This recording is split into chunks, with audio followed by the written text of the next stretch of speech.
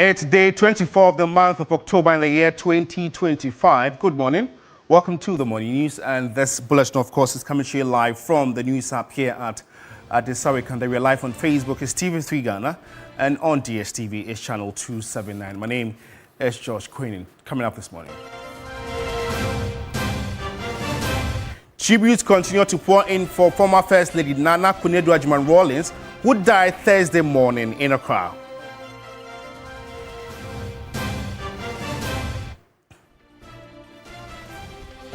President John Dramani Mahama cautions newly sworn-in judges against needless adjournment and delays in the prosecution of cases.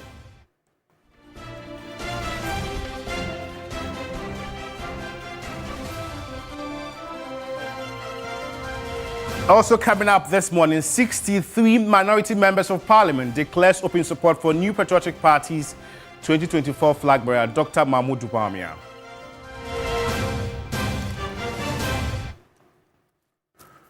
Well, we have details of these stories and many more coming up in the next 20 minutes if you spend your time with me. Remember, you can also get interactive with us. We're live on Facebook. It's TV3 Ghana.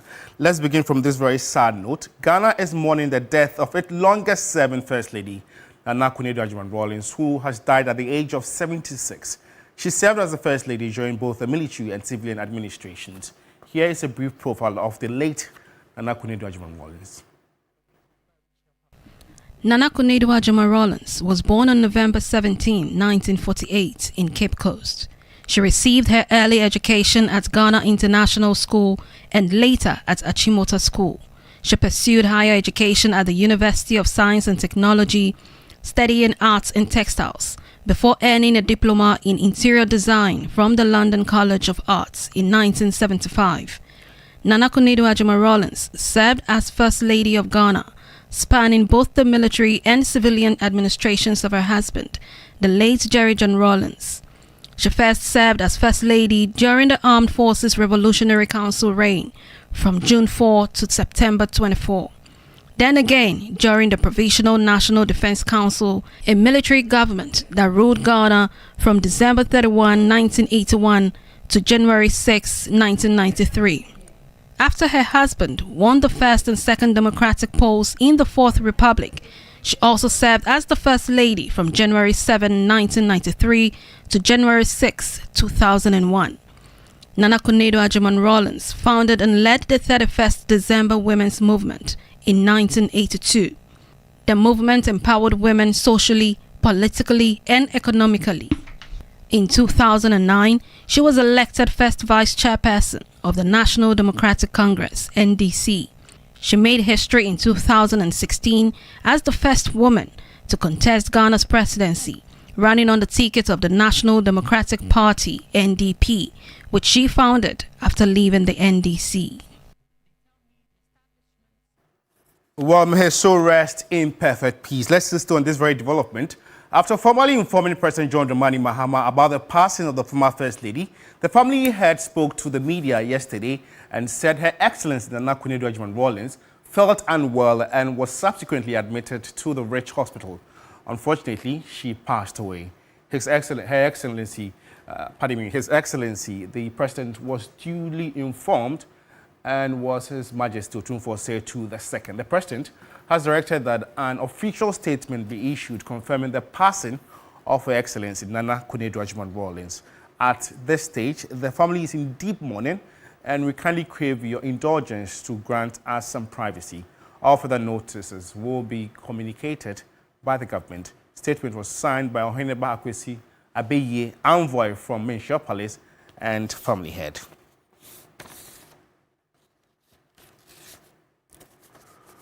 Well, we pitch campaign at the residence of the late First Lady and bring you updates in our subsequent bulletin. So keep watching TV3 in that regard. And now, Parliament was forced to adjourn sitting on Thursday following the death of former First Lady Nana Konadu-Agyeman-Rawlings, whose daughter is a current member of the House. The second Deputy Speaker, as well as the Deputy Majority Leader and other MPs expressed shock and condolences. Christian Yale reports.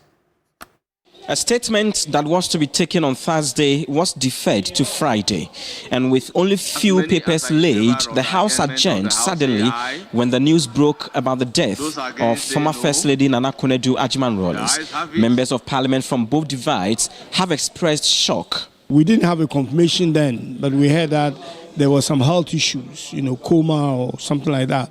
So we were just there, and then the information came that this is what has happened. So we are actually in shock and trying to absorb the news. We didn't know that our mom was actually not well.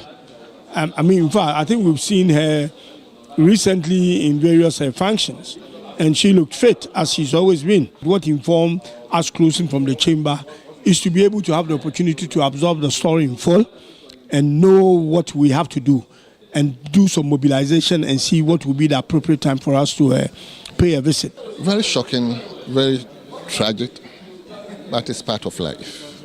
Nobody expected. So we can only pray that the soul will get a restful place in the bosom of the Lord. And we also pray for strength for the children. It's something that should always tell us that this world, we are all passing. We are all passing. When you are not expecting, that's the time you'll be called by your maker. So we all have to prepare, because other than that, there's nothing that one can say. There are some, like the Member of Parliament for Guan, Fred Agbenyon, who believe that she deserves a state burial. She has played her role. When we talk about the Fourth Republic, I don't think that we can write the history of the Fourth Republic without the name of Nana Konadu Agyeman-Rawlings, especially the National Democratic Congress and even the PNDC. We know the role that she played when it came to mobilization of women in particular, conscientizing women and getting them to get actively involved in our politics. I believe that she deserves a state burial. I believe that we need to give her a befitting burial that she rightfully deserves. She has single-handedly contributed to the development and expansion of the frontiers of gender politics in this country as a first lady, but also as somebody who single-handedly became a flag bearer of political parties. So I think she has made that kind of exposure, breaking the barriers and the glass ceilings in our politics. So I think we'll celebrate her for leading the way. It tells you that life is short. Today we are here, tomorrow we are not. So there's no need for hate, there's no need for struggles. You just have to love and then take it easy. Because for this year, I think we've lost lots of people from this parliament and young ones outside, even from the constituencies and national and all that. So I think we should all take life easy and then love each other, because you don't know what tomorrow will bring. It is a profound loss. Members of Parliament say they would continue to condole with the family, especially one of their very own, the Member of Parliament for Korle Klottey, Dr. Zaneto Agyeman-Rawlings, whose mother has tragically passed on. Christian Yale, TV3 News, Parliament. You can pour in your tributes to tv3.gh on Facebook, and we'll surely read them and share them to the rest of the world. And our traders at the 31st December Women's Market have eulogized the late former First Lady as an advocate for women. They told my colleague Grace Agyeman that, but for the establishment of the market, many women would have struggled to find a safe and dignified space to earn a living. The 31st December Women's Market, established by the former First Lady, Nana Konadu Agyeman-Rawlings, among other things, provided women traders with litigation-free market spaces and capital to financially empower women. The traders here were clad in black and red to mourn the founder of the market. They tell me the establishment of the market has contributed to financially empower most of them. We had the news that our mother, Konadu, just kicked the bucket, and we couldn't believe it. It was unbelievable. And in fact, I just don't know, because she built the market. She built this market that we're selling. I don't know. Yeah, because mama no mo be the market e si wo and na ye so ye nyemu atena enti ya say mama no efi no wo fo Gwedra wa kale na 31st ne. Wa yo mi e. 31st e wa yo mi e. E nursery na fe 31st ne. Still a machine. Ka clinic na fe. Wa ya jo lololo. O stronguma. O stronguma. O kuma me ema. Nti o stronguma. Me man rest in peace. Na me fa ni che baby pa. O yesu din. Bra no ne kun ye adwuma no oboa ne kun. Na no aso di nenim de ne na adwene aye adwuma e man na nchirima nya so mfaso. President of the Greater Accra Markets, Mercy Jan, eulogized her as a champion for women's independence. We became very bold. You are ever ready because we like a cockle ibanye chebo at any time ni owie no se hu efia ni jobanye ya na ibanye iba wabo koni o ashe jeme aka at China this year. China 30 years ago Nana Akura do 31st committee China Beijing conference niya represent Ghana Jalaye. The market has a school and clinic to cater to the health and educational needs of the market women and their children. For most of these women, Nana Akura Rollins says advocacy for women's empowerment, both in the informal and formal sector, has had a great impact on their lives, and for that, they'll forever remember her. Grace Hamu-Ajuman, TV3 News, 31st December Women's Market, Accra.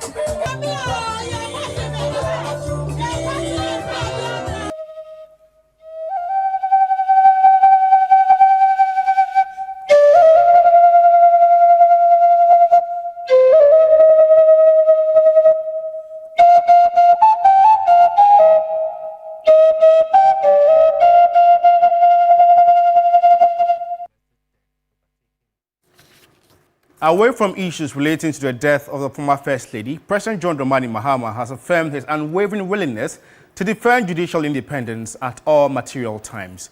Speaking at the swearing-in ceremony of 37 new High Court judges, the President cautioned against needless adjournment and delays in the adjudication of cases. As President, I wish to reaffirm my government's unwavering commitment to defending judicial independence. Yet with that freedom comes the sacred duty to uphold ethical discipline and professional excellence. The measure of our national greatness lies in how we treat our weakest citizens. Justice thrives when the bench and the bar act not as adversaries, but as partners in the pursuit of the truth. I urge members of the bar to honor their duty as officers of the court, to assist the bench, not frustrate it, to seek justice, not merely score victory. Let us end the culture of needless adjournments and delays. Let us embrace efficiency and digital transformation of our courts. For as the saying goes, when lawyers play with time, justice becomes a casualty. Let the High Court be both the temple of the law and the house of humanity. Behind every writ and affidavit is a human story of loss of hope, of survival, a dismissed teacher, a family displaced, a young person wrongfully accused. In each of these cases, the judge is the final line between despair and dignity. In more news this morning, the Minister for Foreign Affairs, Samuel Okudzeto-Ablakwa, has commissioned the Upper East Regional Passport Application Center in Boga, Tanga. The commissioning forms part of efforts to decentralize access to Ghanaian passports across the country. The Passport Application Center will serve the people of the Upper East and Northeast regions. Until now, residents who needed passports had to travel to Tamale or Accra to apply for an international passport. The Alangugube Association, based on the region and with members across the globe, took the initiative to solicit funds for the establishment of the center for the government to take over. Gabriel Agambila is the founder of the Alangugube Association. I wish we had the before and after of this place so that people will see how we transformed this place from a garage to a passport office. We want to thank our regional minister. He has stood solidly behind us in this journey. The Minister for Foreign Affairs, Samuel Okudzeto-Ablakwa, thanked the people of the region for their financial contributions towards the renovation of the facility into a passport application center. I am happy that all of us have worked as a team, as patriots, to deliver this passport application center. Today, as we make history, we are sending a very clear statement that development must be inclusive. Development must not be centered only in certain areas of our country. What also excites us about today's ceremony is that it is a testament of teamwork. There is total community ownership. Samuel Okudzeto-Ablakwa said the acquisition of a passport is a civic right for every Ghanaian, hence the need to decentralize the passport application process. And now drama unfolded at the Accra High Court after aggrieved lawyers for the former National Signals Bureau director, led by Samuel Atachia, staged a walkout in court yesterday because the trial judge refused to grant their plea for adjournment. Lord Iduasari has more. On Thursday, October 23, lead counsel Samuel Atachia notified the court of filing an application at the Supreme Court to prohibit Justice Eugene Yedunyante from further hearing the case, citing alleged bias.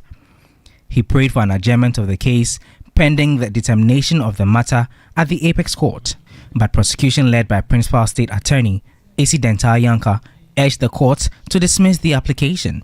She noted that the mere filing of an application at the Supreme Court should not warrant a stay of proceedings and an automatic adjournment. The presiding judge, after hearing both counsel, agreed with the prosecution and refused the prayer for adjournment. He then ordered the prosecution's second witness to mount the witness box and continue with her submissions. But even before that could take place, lead counsel Samuel Atachia sought leave from the court and departed with his entourage of lawyers. He expressed disappointment at the development in court. The case is just next week in the Supreme Court. The judge is saying no, he will grant us the adjournment and that he is ready to continue the case. As to why the judge is in an ambulance route that they continue the case, I cannot wait for the Supreme Court for 1 week. The list matters to me exactly. And I'm caught between the rock and the hard place. How? The ambivalence that you want to disqualify a judge from hearing the case and you sitting to continue the case. I cannot answer in the Supreme Court, so I need to leave the chamber. In the absence of the defense lawyers, the presiding judge ordered Kwabena Edubuahin to call his lawyers back to the court or represent himself, after which the court went on a brief recess. After failing to contact his lawyer, the former National Signals Bureau director pleaded with the court for an adjournment. The trial judge then adjourned the case to October 30 for continuation. Lord Iduasari, TV3 News, Accra. Well, if you just tuned in, you're watching the morning news, the first bulletin of the day on TV3. In more news this morning, 63 out of the 87 members of parliament on the minority caucus have declared open support for New Patriotic Party's 2024 flag bearer, Dr. Mahmoud Bawumia. According to them, Dr. Bawumia deserves a second chance and has proven to be the potent leader the party deserves. Over 60 members of parliament, in fact it's 63 precisely, out of the 87 minority members in parliament, stand together in unity and conviction to make this clarion call. We declare our total and unwavering support for Dr. Mahmoud Bawumia as the next flag bearer of our great party. We make this declaration not out of sentiment, but from deep conviction. We have seen his work, his discipline, his resilience, and his readiness to serve. We believe that Dr. Mahmoud Bawumia embodies the next chapter of the MPP's vision, a future built on competence, innovation, unity, and hope. We affirm that Dr. Mahmoud Bawumia is not just the candidate who can unite our party. He is the leader who can win the confidence of Ghanaian people and secure victory for the MPP in 2028 and beyond. This is our moment to make history once again. Let us reward loyalty, humility, and hard work with trust. Let us renew the NPP tradition of a leader who represents continuity and innovation. Let us choose the man who has walked the path, carried the burden, and delivered results. Dr. Muhammadu Bawumia is our choice, the people's choice, the party's strength, and Ghana's future. He carries Danko's courage, Buzia's intellect, and Dombo's humility and unifying heart. With him, the NPP will not only win, but will lead Ghana into an era of progress, opportunities, and national pride. Kokwam Prechu Sapon MP Mampon. Nana Ayew Afriye Afija Asokore. Kofi Amankwa Menu Atwuma Kwamoma. Kwame Yayi Maduentwi Asante Achim Central. Francis Asentu Bwanche Bantama. Vincent Eko Asefua Old Tafo. Yao Frimpon Ado. Manso Adubia. Mavis in Kansa Bodu. Afija Secure East. Collins Adumaku Mensa. Afija Kwabre North. Dr. Patrick Bwachi Yado. The MPP flag bearership election is slated for next year, January. And so with us, you will never miss any update. And on that note, we end the morning news. For more news updates, just log on to our website, s3news.com. Alternatively, you can join my colleagues Kebini Amano and Mawinek Beta on News Central at 12. Thanks for watching. In a world where you can be anything, just be kind, because nothing to be kind. Good morning.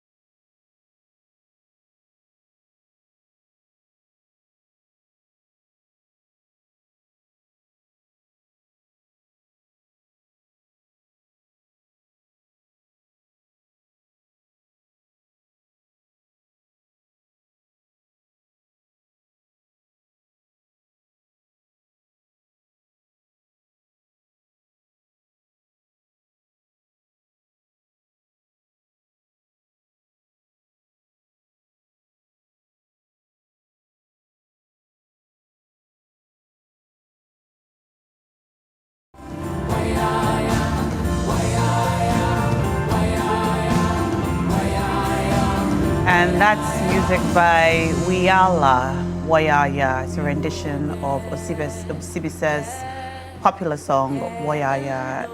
A song to mark the story of our lives, that we're all on a journey which will terminate one day. And this journey is one that only our Father up in heaven knows completely about. Good morning and welcome to TV3 Newday. This morning we start off the show remembering and mourning with the family of former First Lady, the First Lady of the Fourth Republic, longest serving First Lady of the Republic of Ghana, Nana Kunedu Agyemang-Rawlings. And we heard the news yesterday. Yeah. And it was a big surprise to everybody, especially because we have seen her well and happy in public very recently. Yeah, at the funeral of the mother of the Otumfo, 82 years, Asante Hima, you will call her, yes. So, yeah, well, I mean the sister, yes, but yes, the Queen Mother. Yeah, I mean, I heard it yesterday on my way out of the office in the afternoon, was just stepping out, and then I was in the car with my colleague, and he said, oh no, this guy, where does he get the breaking news from? And indeed, we realized that it was true. Yeah. Yeah, and it was a bigger shock to me because I had just called her the day before. You spoke to her the day before? I didn't speak to her. I had called her. Okay. Because I hadn't spoken to her in a while. So I just felt, oh, let me just call. And if I showed you my call log, exactly 6 p.m. And normally when she misses my call, she will call me back. But she didn't call back. But I said, okay, maybe she's busy. I'll call back another day. And then less than 24 hours later, I hear that she's dead. That's terrible. Yeah. So, I mean, great woman, really. And before we even came on air, you were talking about when you used to watch her from afar. Yeah. So it wasn't just me who watched her from afar. Those times when GBC used to be the station that all of us would watch, you would, you're talking about when Rawlings and the wife were on. I was very tiny, but I remember her, how she would dress, and she still kept that dress in, the headgear. The signature, yes. And the throw piece, the third piece she always put across her shoulders. Yes, and I remember I used to admire her from afar until kind of started getting close when she formed the NDP, became the first woman, and well, the journey has been on until, or had been on until yesterday. Yeah. So. Very tough, very tough. The thing that stood out for me when I heard the news is that no matter how many times death happens, it just gives me the same reaction always. You know, always reacting that, I mean, did we not see her not too long ago? But it's happened so many times. We see people and you don't see anything wrong with them, and all of a sudden the next thing you hear, they are gone, and we still have the same feeling of pain, surprise, wanting to understand why she's gone, and you struggle around it. Yesterday, I watched her daughters, one of the daughters. If you watch that press conference, the one who was sitting on the far right, I mean, she was basically broken. You could see clearly that she was struggling and had to be consoled. It's a very painful, and I feel, you know, such moments, I feel very hurt and sad, particularly for the family, because unfortunately for them, the figure that she is and what she represents, it is a pain that they are not sharing alone. And so it is in their faces. You wake up in the morning, this morning, you turn on the television, and they are talking about your mom. And they are talking about your mom in a manner that it's like it's not just your pain, but you feel the pain directly. These are children who, for more than 20 years of their lives, they've woken up knowing that she's there. She's the one who gave them life. She's the one who took care of them. And they have to have it in their faces for as long as it can be. I mean, it's just so painful. I just feel so sad. And it's even just the beginning, really. Yes. Of the discussions that are going to be had every day. And you know, the 5th anniversary celebration of the passing of their father is just in a few weeks. Actually, 12th of November. Yeah, it's in November. Yes, 12th of November. Just in a couple of weeks. Yeah. And then now they've lost their mother. Yeah. So it must be very difficult for them. I mean, this woman has been a representation of women empowerment for Ghanaian women and women across the world for many years. I remember as a child, when I did not understand politics, the place of women, so to speak, in national politics and so on. Even then, when I saw her, I knew that she was a powerful woman. Yeah. I knew that she was the embodiment of women empowerment. Even as a child, when I really did not understand these things. I remember watching by the fireside, and at the end, you know, there's the end credit. And when the end credit rolls, they write 31st December Women's Movement. Exactly. I got interested in that and asked my mother about it. And she explained the 31st December Women's Movement to me. My mother is a Makola woman. So she's a market woman. She's a trader in the market. And she explained Nana Kunedu's intervention, empowering women to work and bring the children, you know, to work, because you mustn't let the fact that you've had children deter you from working hard and being economically empowered. And so she actually established a nursery in the market for the women so they could come to work, care for their children, not abandon their children, but care for them and still work and make money and be empowered. And I think one thing we cannot take away from her is how she made the possibilities of women in politics glaring for us. You know, she was the first lady. She was so visible.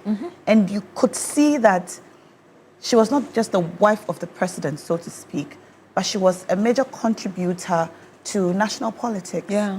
And even out of office, she still represented that for a lot of us. And I actually, when I heard the story of her passing yesterday, it was then that I actually thought about all the You begin to have all these reflections. I've had about her since I was I mean, she's a young girl. I would describe her as a woman of conviction, and I would explain that by simply just looking at her own political trajectory. I mean, this is a woman who was part of the birthing of the NDC. I mean, she leaves the party. Her husband remains in the party.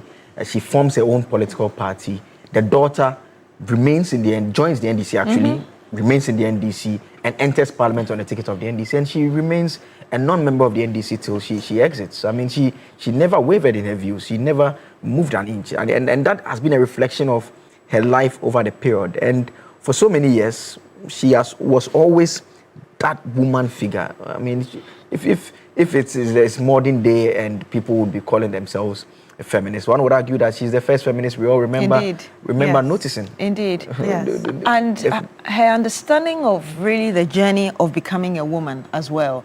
Because I remember in an interview that she granted, that's some years ago, she said that before she got married to the late former President Rawlings, the parents, and you know she came from a royal family, the parents told her that if you want to go to school, we'll support you to go to school. But if you want to get married, you can go ahead and get married. But the essence of that story she told was the importance of education, the importance of empowering yourself as a young girl so that you're able to move forward in life. And I mean, you could tell in her utterances and her understanding of girls and getting into womanhood and all of that. So really the country has lost an icon. All right. I suppose this morning we invite you to share with us your thoughts, your memories about our former First Lady, the late Nana Kunedu Agyeman-Rawlings, and what she represented to you as a person. You can let us know. We'll activate the phone lines in a moment. And then soon after that, we have big issues. Blay, what are we discussing? Definitely, we'll touch on the former First Lady.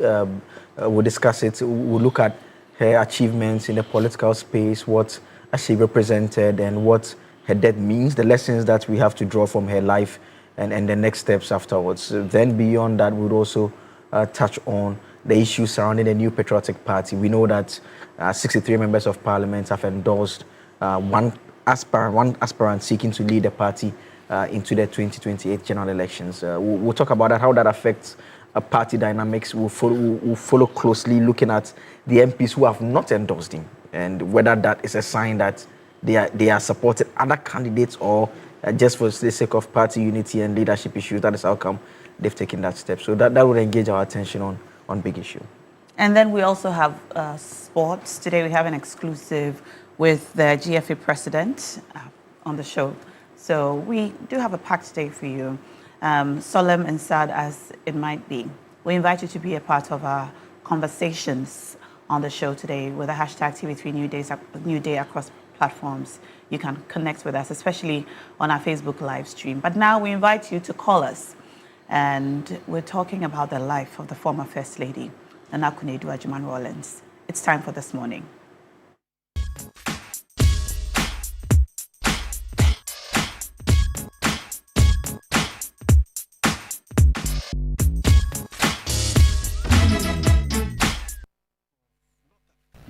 Nana Akufo-Addo was born on November 17, 1948 in Cape Coast. She received her early education at Ghana International School and later at Achimota School. She pursued higher education at the University of Science and Technology, studying arts and textiles, before earning a diploma in interior design from the London College of Arts in 1975. Nana Akufo-Addo served as First Lady of Ghana, spanning both the military and civilian administrations of her husband, the late Jerry John Rawlings. She first served as First Lady during the Armed Forces Revolutionary Council reign from June 4 to September 24. Then again during the Provisional National Defense Council, a military government that ruled Ghana from December 31, 1981 to January 6, 1993. After her husband won the first and second Democratic polls in the Fourth Republic, she also served as the First Lady from January 7, 1993 to January 6, 2001. Nana Akufo-Addo founded and led the 31st December Women's Movement in 1982. The movement empowered women socially, politically, and economically. In 2009, she was elected first vice chairperson of the National Democratic Congress, NDC. She made history in 2016 as the first woman to contest Ghana's presidency, running on the ticket of the National Democratic Party, NDP, which she founded after leaving the NDC. Just a bit of profile of the late former First Lady, Nana Akufo-Addo, and of course, like Na said, throughout the program, we'll be telling you about her. But let's go to our first caller, Lawrence. Good morning to you, sir. Thank you so much for joining us. Tell us where you're calling us from and your own thoughts today. Good morning. I'm calling from Western Region in Crawford, Kentucky. This morning, I would like to speak to you so that I can flow very well. Please go ahead. Okay. Don't forget to say, your money is young. And I mean, I think that's when I mean, you need your money. Mammy will be in about to cry away the mission. Mammy will be that Mammy dear or one could go bar. Your car or bar or one could go out with Johnny Nicoletia. Ghana had the new any or bar one could go. The car in Moraniku 1979 or yet Kura or bar. Now, I'm out for a trouble Nikuni. Na ye trouble the country is about temper or Ghana ha Mamu or Badly with an attention Mamu. Ama Ubikra born there. Sana or Banu, yapping, make see Mamu or one could go by the car or bar or one could draw. What made Jenny Quachi? I'm one cool, I'm many gratitude Ghana. Mamu will be if I see Ghana. The Nicola, if you school down at the committee, I strong for the first women movement. I will come down for Kamuku. If Mamu will be, you will feel it gap. If you make certain young upon your family playing you. Now, obey yes, you could do and tell you. Thank you so much, Lawrence. Basically, what he's saying that she was a very courageous woman, perhaps the only courageous woman that he has seen in Ghana, having supported her husband, and even through the time 1979 coup, when a lot of people were against the husband, she always stood by the husband. Unfortunately, also late former President Jerry John Rawlings, and pleading that her soul would rest in perfect peace. Thank you so much, Lawrence, for calling us from Nkrofo. So yes, that's what we're talking about this morning. Calling, the numbers are on your screen. Emilia joins us now. Good morning to you, ma'am. Thank you so much for joining us. Tell us where you're calling us from and your own thoughts regarding the former First Lady.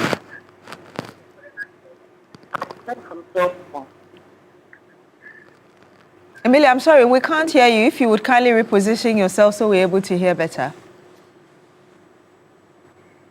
I'm calling from Saltpond. From Saltpond? Yes, please. Good morning to you. Thank you very much for joining us. Share your thoughts with us. Okay, thank you. Yes, about the Nana Rolling. I know him. I know her. She's a person that come to Saltpond the other day. And she's a bold person. I remember her. She's a person that I like her very much. And I walk it does answer her Munumasa. Miss Afuna walk with Naman. In the opportunity how and then Miss Afuna walk with Naman over your walk with them. It called Anchor from Comansi, Abanzi, Nomabo, Onino, or but to say, I'm a man, Nama walk with in there are different. It's no missing. I'm sure. Na Yamina Casaman, baby papa, na on tuna. It is an same work. Thank you very much, Emilia. Speaking Fanti, before she wrapped up there, asking that the Lord will give the late former First Lady a good place of rest. And earlier, saying that she came to a lot of communities, you heard her mention, and transformed even how women, the fisher folks, worked on fishes to sell. Let's go to 3FM 92.7. Jenny Hughes is biting now. Unfortunately, sometimes our people disagree with you. 92.7 Sunrise on 3FM. I mean, sometimes we take a hard bite. It helps us as politicians. Nowadays, when I listen to you, I even panic. Why? Hey, why do you panic? The way you, Papa, you know Papa. Figuratively, he bites as hard as he can. Okay. And of course, when he puts his fangs into you, you certainly feel it. I think it pretty much done his bite. Bismillahir Rahman Rahim. Alhamdulillah Rabbil Alameen. Hasbunallah wa ni'mal wakil. The Lord is my light and my salvation. Whom shall I fear? And yea, though I walk through the valley of the shadow of death, I will fear no evil, for you are with me. Thy rod and thy staff, they comfort me. Thou prepares the table before me in the presence of my enemies. You anoint my head with oil, my cup runneth over, and surely goodness and mercy shall follow me all the days of my life. And I will dwell in the house of the Lord forever and ever. Amen. Assalamu alaikum. It's Friday, the 24th of October in the year of our Lord 2025. Welcome to Johnny's Bites and Juma Mubarak to all our Muslim brothers and sisters. When you pray, pray for us as well. When you pray, say one for us. When you go before Allah, say one for us. And say one for Ghana, because Ghana needs to be rescued. Let me begin by saying a very big thank you to my Paramount Chief, Bonatia II of the Bogo traditional area, for my beautiful regalia. And I am proud to say that I am Dagbando by association, and I am proud of it. Very, very proud of it. That you cannot take away from me. But today I also want to celebrate Sonar Fashions, even though he didn't provide this apparel. But I want to celebrate him with Idi Amin, who works with me here at Media General. I want to celebrate both of them from the genuineness part of my heart.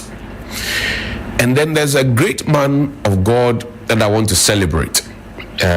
Makes it, you find a picture for me. This man, he's young and looking fresh, but he's 60. He's an old man I refuse to age.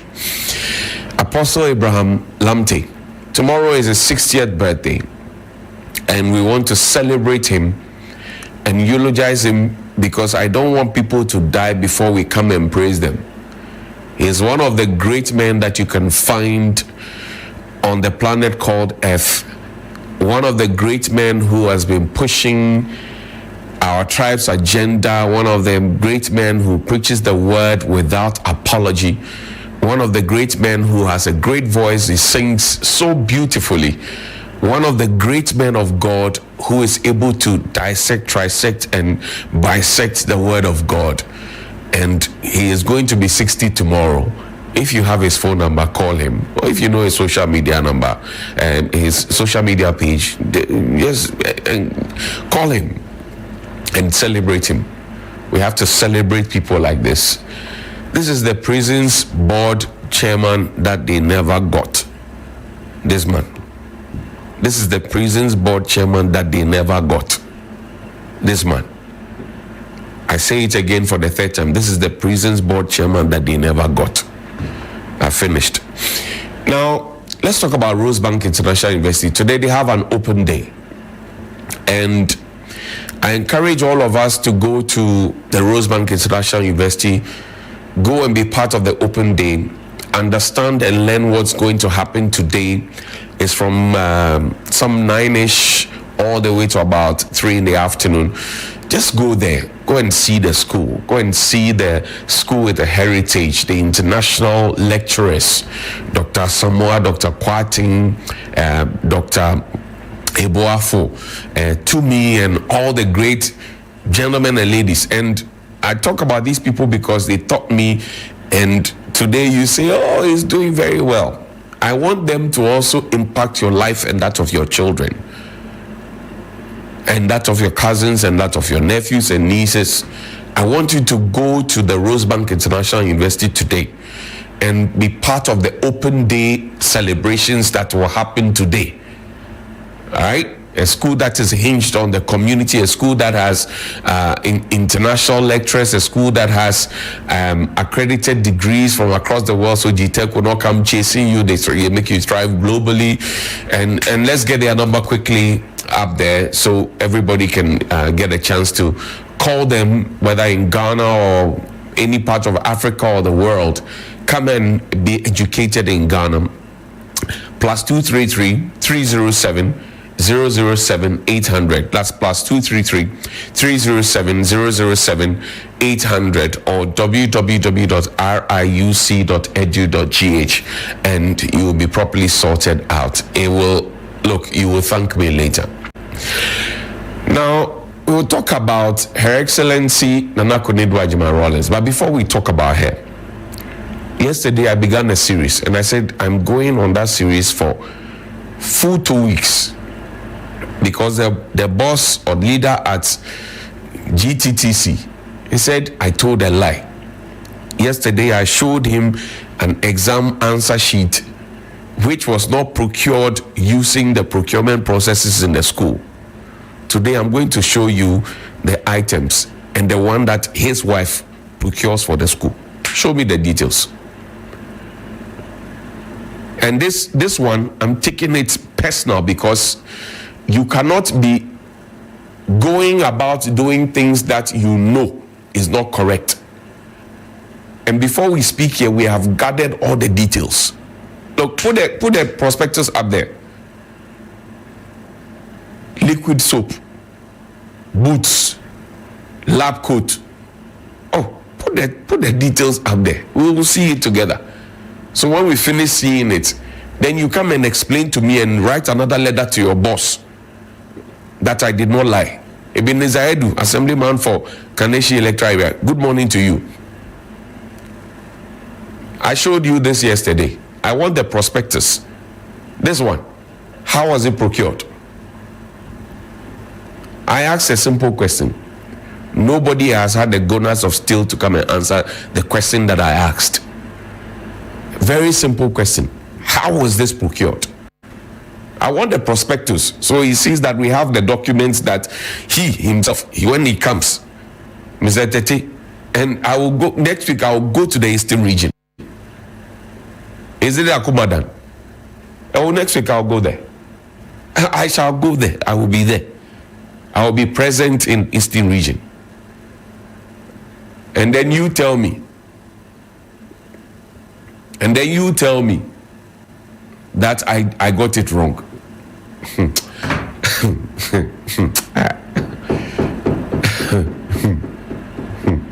It's not this one, please. I want the prospectus. It's a list. Liquid soap and all of those ones. Who produces them for the school? And how are they procured? So the children bring their own liquid soap to the school. Lie.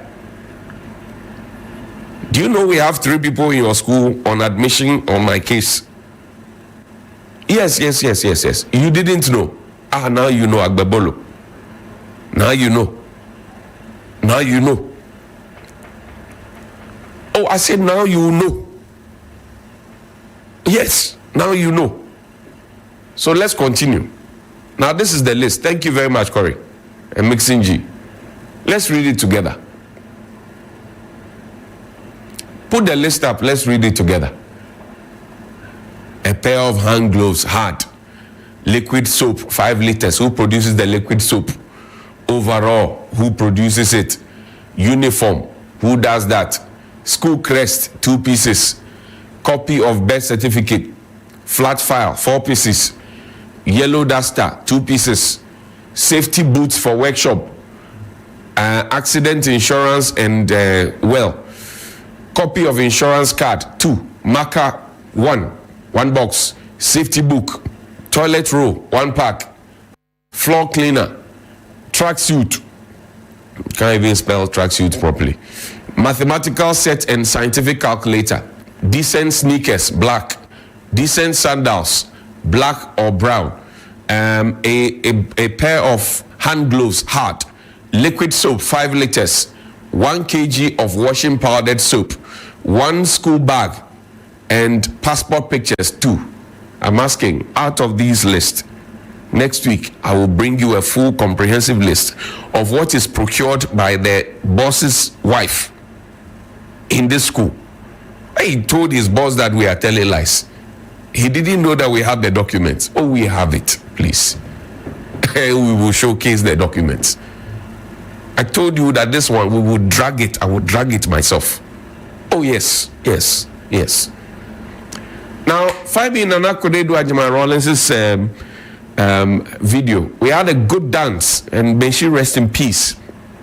The first lady of the 4th Republic of the Republic of Ghana, and she's died. She lived full and died empty, and she served humanity well. Let's enjoy. Much for joining us. I told you it's going to be exciting. A day after Ghana's 62nd independence anniversary celebrations. And guess what we have here? A woman who is well sought after all over the world. In Ghana, she's an epitome of excellence and dedication and development, and she has a warmth and depth that you would want to know about. She has a new book out called It Takes a Woman. A question on my mind, it takes a woman to do what? We'll be asking her. She's the former First Lady of the Republic of Ghana, and she's Her Excellency Dr. Nana Konedu. The best in the morning is on 92.7. Good to see you. Looking fabulous as always. Oh, thank you. As always. You can leave out the door. And just call me Nana. Yes, madam. I'll call you. No, can I call you Nana? Nah. How are you these days? The morning is on 92.7. Sunrise Generally, on I'm 3 okay, FM. but I think the weather has been a bit unstable for me. And asthmatics suffer at this time, so it hasn't been the best. Yeah. That's why I didn't go to Tamale yesterday. Okay. I was really suffering. Right. From the asthma. Your signature hair gown or hair duku, I think. The best in the morning is on 92.7. Where did you pick it from? Sunrise on 3 FM. Well, I kind of decided that I wanted to start wrapping my hair based on the fact that sometimes you go out and the wind is blowing and your hair is all over the place. Okay. So that was a practical thing I wanted to do. Right. I did it once and I looked in the mirror and I'm like, okay, that's not bad. But I wanted a particular style. Okay. So I asked Mrs. Sankara, how do I do this so that it sits well on my head? Because I don't want to be struggling with it all the time. And she said, I'll show you one style that will always sit on your head. I see. So she showed me the style and I've kind of improvised it a bit. Okay. So it used to have a tail at the end. I didn't want a tail. I see. Interesting. Your new book, congratulations, I must say. I've read the book. It's exciting. Even it's an easy read, but it has a lot of information. You should go out there and grab your copy. It Takes a Woman. So the title of the book, It Takes a Woman, talks about your connection to the Asante leadership, the Queen Mother, and all of that, how they have shaped their sons to gather and rule, and that. Sunrise on 3 FM. How is that? Maybe you'd want to throw a bit more light on that for us. The title itself is a bit, you look at it and I'm at the back there, and you think I'm just going to talk about myself. Right. But the title is really to show that it really does take a woman to get things going, whether it's in the home, whether it's in the school. If you have more women in your factory, trust me, your factory will do better. If you give women the strength, they will work better. But it's right back to what you said. In the Ashanti system, the woman is key. Okay. Yeah. So if you go to the that's why it's matrilineal, actually. So if you go to the kingdom or the chieftaincy institution, you will find that the strength of the woman sort of directs everything. So the Queen Mother has all the strength, not just strength, but the capacity and capability to be the custodian of tradition. She knows who should do what should happen when. So she kind of directs, but she always takes a kind of a step back. She doesn't throw it in their faces. So even though the king himself is so powerful, it takes a woman to nurture him and put him there. So I'm kind of playing around with this, but at the same time, in every home, it takes a woman for the home to be a disciplined home. Was that the case in your situation? It was the case. So President Rawlings, for example, if he had a major decision to take, the best in the morning is on 92.7 Sunrise on 3 FM. You had to guide him. I thought you meant home as home. Home, yes. Home as home. Because when he appears, like Mr. Bambraku said, you went out to dance and all of that. I'm sure you'd have pushed him a bit. No, if he asks my opinion on something, I will freely give it. If he doesn't ask my opinion on it, and maybe I hear it and I have an opinion on it that I think may help in some way, I'll give it. Right. It's up to him to take it or not. But I thought you were talking about the home itself. Right, the home itself. The home itself, raising your children, what to put where, how to manage what. That was your turf. That was your corner. That was my corner. But if you ask my opinion on issues, I'll give it. Because I think that it is right so to do. Yesterday was Ghana's 62nd birthday. You were missing for good reason. But a lot of young people hear about 1957 and they're thinking, what really happened during that time? You lived through the period. I did. What do you remember? I think it was a very joyous time. I didn't understand it too much. All I knew was that the Governor General would be leaving, and President Nkrumah, who was then Prime Minister, was going to take over, and that sorry about that. I'm sorry about my things are going to get better for us as a nation. And we're not going to be exploited anymore. It was a happy time on that day, maybe and into that day, and maybe a day or two after. It was as if the whole country was on holiday. Merry-making, fireworks, 3 nights of fireworks. Which was happening around the Turf Club at the time. And we lived just behind the Turf Club, so it was easy to see all the fireworks. And the bust of Nkrumah was made, and it was, with the Queen's bust in fireworks, and it was amazing. So, yes, it was an interesting time, and you live it and hope that indeed all that we were being told would be the, you know, for the future. What was growing up around that time when colonialism was in disequilibrium and the struggle for independence had taken center stage? It was forceful at the time.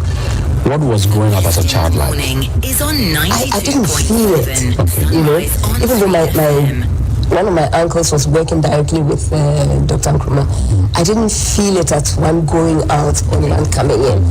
But sometimes, you know, you have leaflets being thrown from a plane, and people within the household would say, "Oh, these are leaflets from Dr. Nkrumah." It didn't make too much sense, but we believed it. And usually it was to say how, it was to talk about cleanliness, or to talk about not wasting water and stuff like that. But all in leaflets, you know, it sort of was just interesting. So I wasn't in the midst of the activity towards independence. It was just the days of 2 days before, maybe 2 days after, and the radio stations, the radio itself was just the box radio. The radios were, but they were very crisp, extremely, very clear. And the news readers, the excitement in their voices and all that. These are things you can pick up. Right. Yeah. I'm looking at page 80 of 280 of the book, from the title, the chapter titled Hope Rising. And it says, our mothers, like many Ghanaians, saw the filth and hated it, lived in the crumbling economy and were shaken by it, yet only hoped that someone or something would someday change it for the better. I want to connect this to 1957, when independence was declared. Ghana was touted as the beacon of hope. Yes. Then by 1966, we had seen rubbish lined up across the streets, flowing along with the water and getting into the sea and all of that. How did we drop or sink so low from the beacon of hope to being flat on our backs? I think that we can take it from 66 is on 92.7. The heaps of garbage that we used to see, like mountains, up to 1982. It was just growing and getting worse. I can only say that it was a very sad moment for some of us, because I lived in rage. I saw what it was like. I saw how, I'm not saying it's the right thing to do, but when somebody is given a responsibility, they do it and do it well. Where the person in charge of parks and gardens can come and measure your hedge and tell you that the hedge is too high. They used to do that? Yes, and you trim it, you actually shape it the way they want it. So everything was immaculate. Nobody was allowed to build walls. You needed to have a hedge. And of course it flowered, and you know, things were nicer then. It was only after 1966 that people started building walls. I don't know why, but we started building walls, and then now the wall is the thing. I mean, I hardly find anybody with a hedge for the sake of a hedge. So, in managing our waste, the President of the Republic has said that, look, in the next year, by which time his tenure would have expired, Accra should be the cleanest city in Africa. In the morning is on 92.7. A dream that can become a reality. What is it? It can only be a reality when there is some. We don't just say it, but we act it. There's a minister for sanitation. Absolutely. We see her in the news all the time, and I think she's doing what she can. But she also has a program, a plan. I do not think that it is a myth, because it can be done. But it's got to be done with all the force, with a lot of force, all the forcefulness that we can all master, and education. While we are educating, and there's force from the ministry and the rest of us, we should let the populace know that you can't just throw paper wherever you want. You can't throw your bottles wherever you want. You know where my office is. There's I think, a little clinic very close to the office. And they bring their rubbish and dump it across the street. This week I'm going to try and write a letter to the AMA to go and ask them to come and collect it. Because nobody says anything, then it's building up. Another person will say, okay, now we can. Then he said, I've lived in Ridge since I was like maybe 7 years. I've seen the way it used to be. I've seen how it's been. And I've seen the deterioration, and it's Does it break your heart? It does. Well, this is Her Ladyship, as I like to call her, Nana Konadu Agyemang-Rawlings. Do fight till the end. And I want to say thank you to our group CEO Beatrice Agyemang for this good conversation. She trusted me with it, read the book in 3 days, and here we are. May God bless her soul. But we also, on this occasion, got her to dance sometime in 2018. Dance with you? Of having a dance with you? Oh no, yes. There's no music. There's music coming up right now. What should I play this time?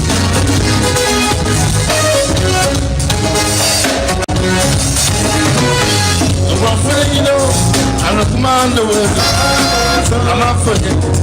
Ain't got no walking. I'm a fear. It's for all the walk. But child away. Ain't got no way. Ever have my foot. Oh my fire.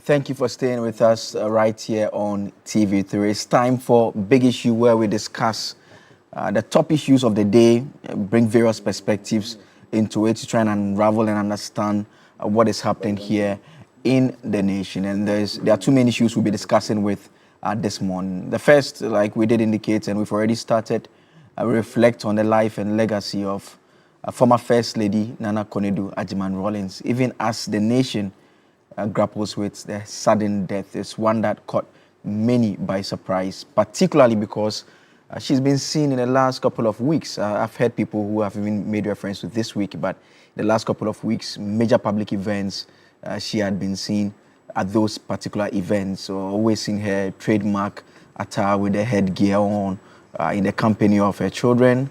And yesterday, we also saw that announcement that was done by the head of the family, the children. Very difficult moments for the family and the nation as a whole. Tough time for so many years. She was a key figure in Ghana's political dispensation, and the nation's political history cannot be written without reference to her for what she represented. And for so many years, she was that figure of women empowerment that we all associated her with. And she made her mark in the political space. And early on when we're having this morning's segment, I made a point that I would describe her as a woman of conviction, particularly the circumstance under which she left the party, the NDC, to set up the NDP, how she remained in the NDP with her daughter remaining in the NDC and being a member of parliament on the ticket of the NDC. I mean, she is a strong-willed woman who works what she believes in, and all those are things that we'll be reflecting on as we even come to terms with her death. And there are lessons to learn from it, and sometimes these things happen. No matter how many times deaths occur, it's just very difficult for us to accept it, that it's the only thing, it's the only constant, it's inevitable, it's going to happen, but we still are never ready for it, and will never be ready for it. And some of these things just remind us of the mortality of man. Once you are born, it's a given that you would have to go at some point in time. And so far since her passing, there have been lots of tributes that have come through. I'm going to show you some of those tributes on the screen quite shortly. I think there's one that came from former President Nana Dankwa Akufo-Addo and a host of other key Ghanaian leaders. We'll be bringing that up on the screen shortly. This one here is from Nana Dankwa Akufo-Addo, the former president. He says, "My wife Rebecca and I are deeply saddened by the news of the untimely passing of the wife of the late first president of the Fourth Republic, His Excellency Jerry John Rawlings, the longest serving first lady in our history and the founder of the 31st December Women's Movement, Excellency Mrs. Nana Konadu Agyeman-Rawlings. As a role model for women in Ghana and across Africa, Mrs. Rawlings' gender advocacy and women empowerment initiatives remain impactful to this day. Her commitment to the growth of the women's movement in Ghana and the African can never be forgotten. She was a warm and affectionate woman with a good sense of humor and was excellent company. Rebecca, my children, and I extend our deepest condolences to her children and family on this sad occasion. May her soul rest peacefully in the bosom of the Almighty until the last day of the resurrection, when we shall meet again."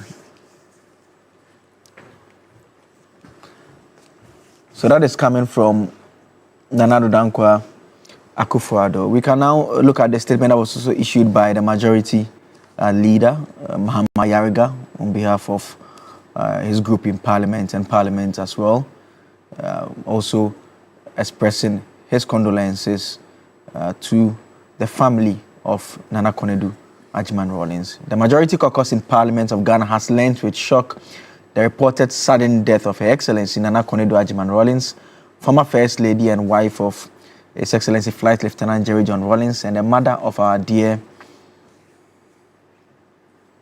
nation. It goes on to say that Honorable Dr. Zanato Ajiman Rawlings, MP for Clote Kwale and Chairperson of the Security and Intelligence Committee of Parliament. We are informed this sudden demise occurred this morning, that was yesterday, after a short illness.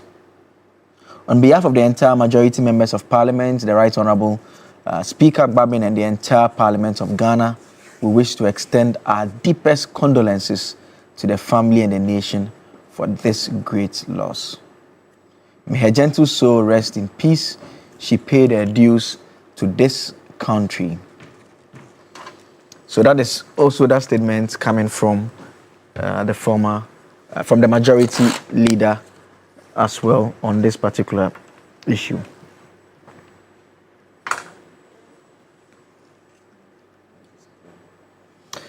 Let me introduce you to my guest in the studio this morning. Abraham Amaliba is a legal practitioner, a member of the National Democratic Congress and Director General of the National Road Safety Authority. Senior, thank you for joining us, as always. Thank you for having me. Next to him is Kwame Jantua. Kwame Jantua is a legal practitioner, energy consultant, a member of the Convention People's Party as well. He's here with us today. Senior, thank you for joining us. Good morning. How are you? I'm very well. I hope you're also doing well. I'm fine. I thought we would have a minute silent for the former First Lady and my cousin. I think we can do that. Yeah. I think that is in order. After the introductions. After introductions, yes, then we'll do that. So, Ebo Bakman is also. But he just returned from Dubai, or you don't know that? Oh, really? Yes, I thought you would have made the people to know that because he was absent last week and he'll be absent next week again, he's become a globetrotter.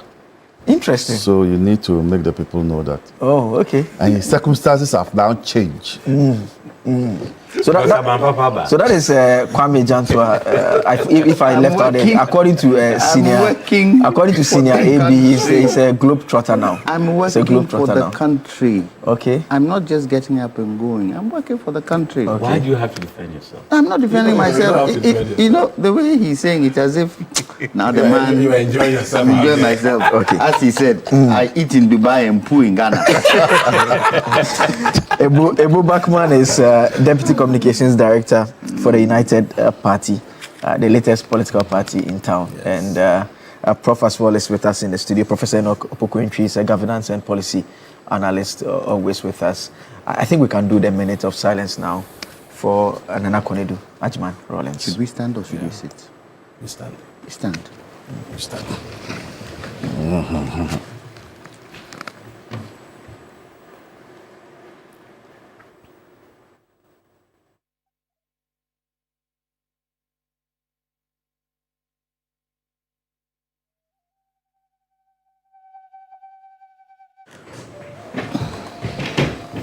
So that is what we'll be starting off our discussion segment today with, and I want to start with AB Senior because I mean she was a key figure of the NDC for so many years, the wife of the founder of the party, First Lady, for so many years, and I mean we all know how things were in the latter stages and everything, but I mean she would always be a part of the history of the party. I mean, what are the thoughts especially when you received this news, and what are the thoughts as of now you've had enough time to process her demise?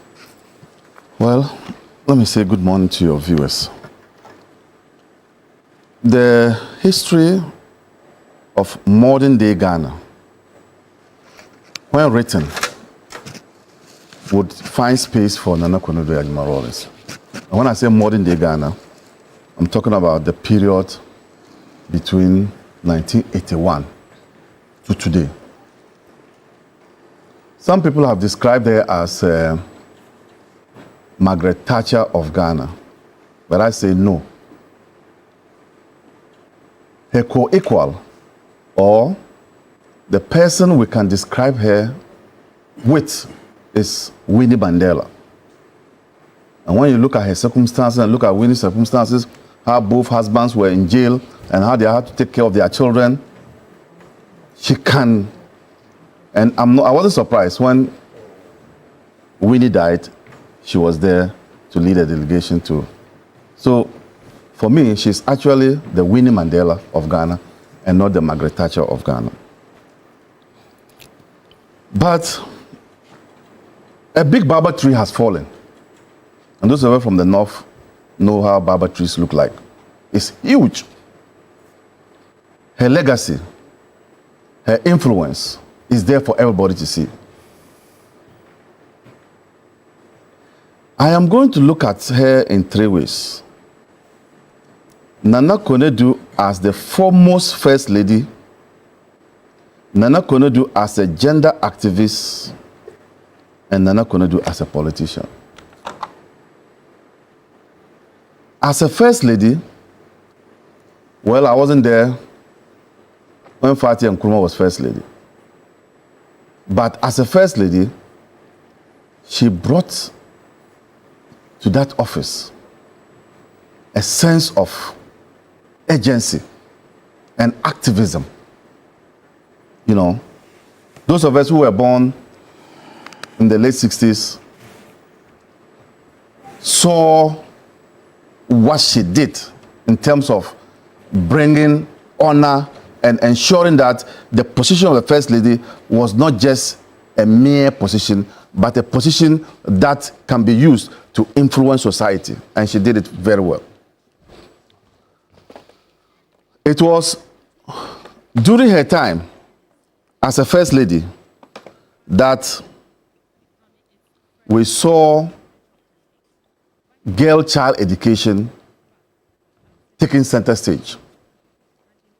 It was during her time that we began realizing that it is important to educate your girl child just as the boy child. And you remember there was a jingle, send your girl child to school, send your girl child to school. You remember that? Yes. It was a popular jingle. Yeah. You know, and as a result of that, numbers, enrollment in our schools, primary schools, began tilting towards in favor of the girl child. And up to today, it has been so. When you go to the primary schools, the girls are more than the boys. It was due to her effort. She single-handedly ensured that happened. Her influence today, as we speak, there is no nook and cranny of this country that Nana Konadu has not visited. Indeed, when we were growing up in secondary school, and it was only GBC, first 30 minutes of news was all dedicated to Nana Konadu and Marollis, to the extent that people were now switching off their TV stations.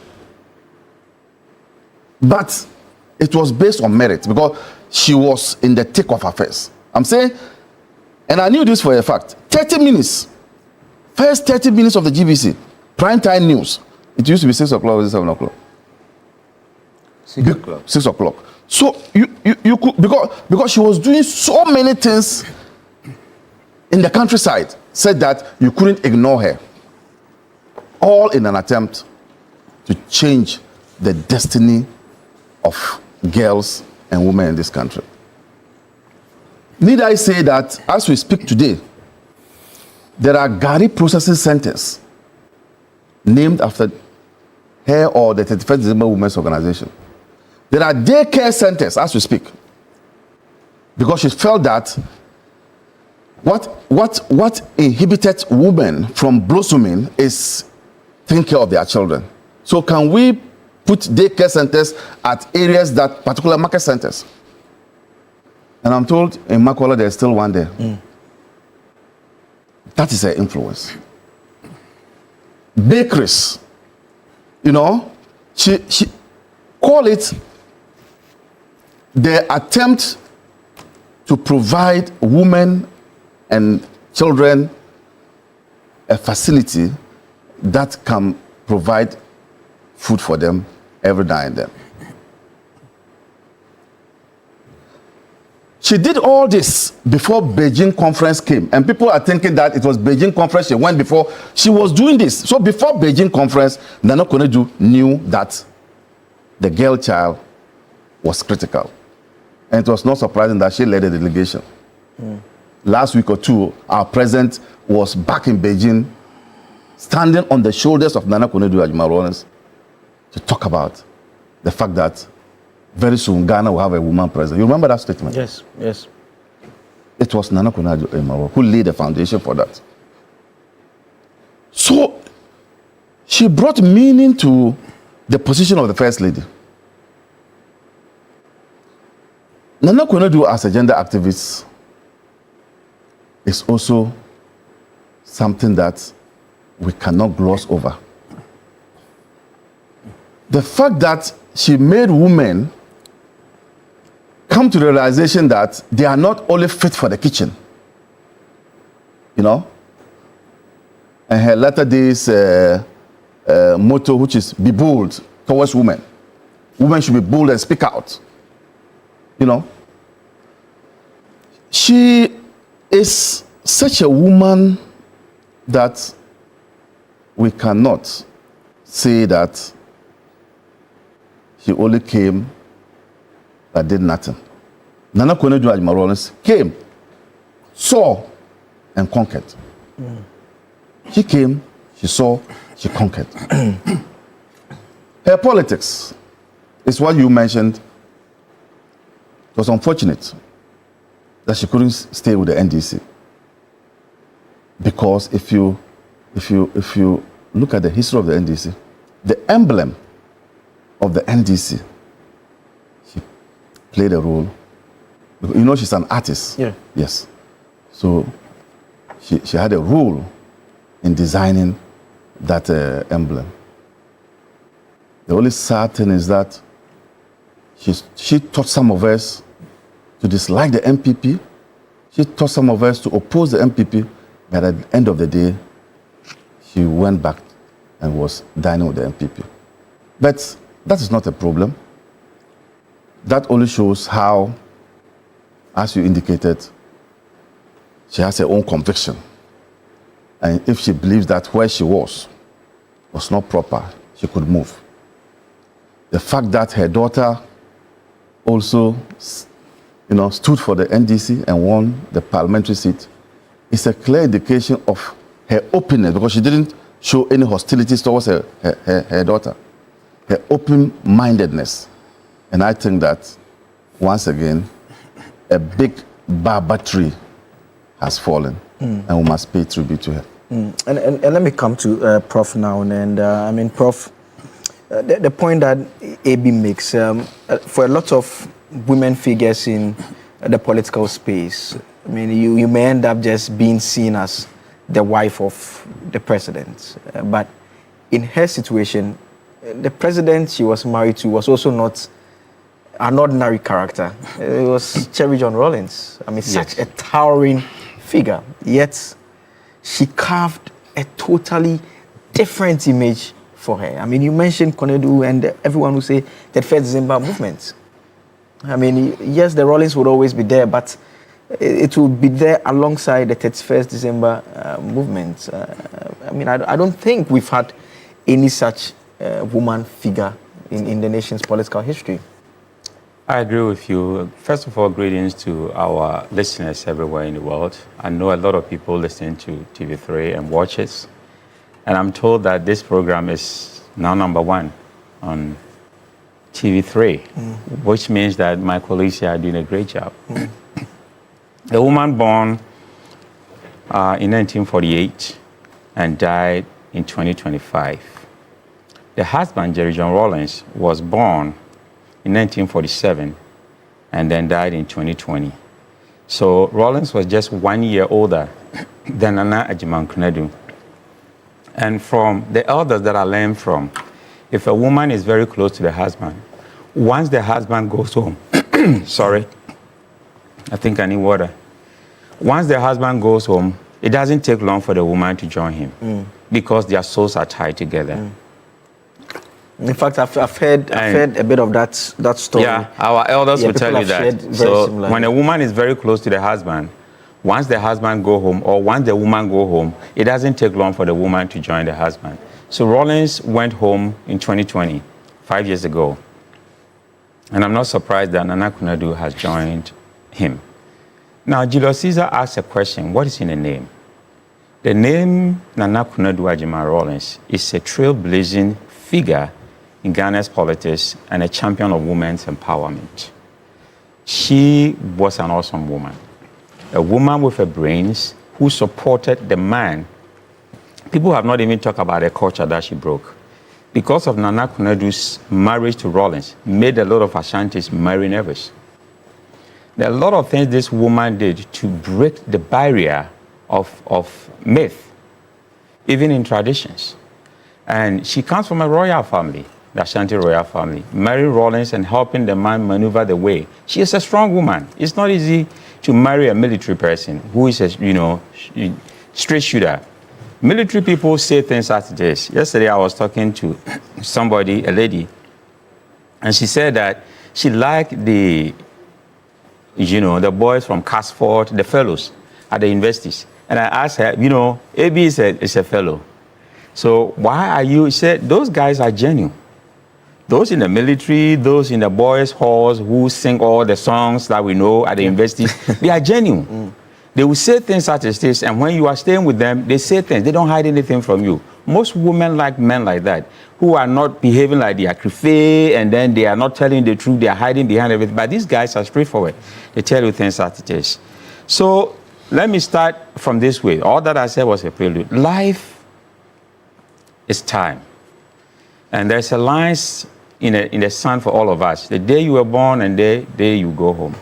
I've said it on this platform that we all came to this world for two things: to learn for our soul and for God. Now, God has never sinned, but he knows what sin is.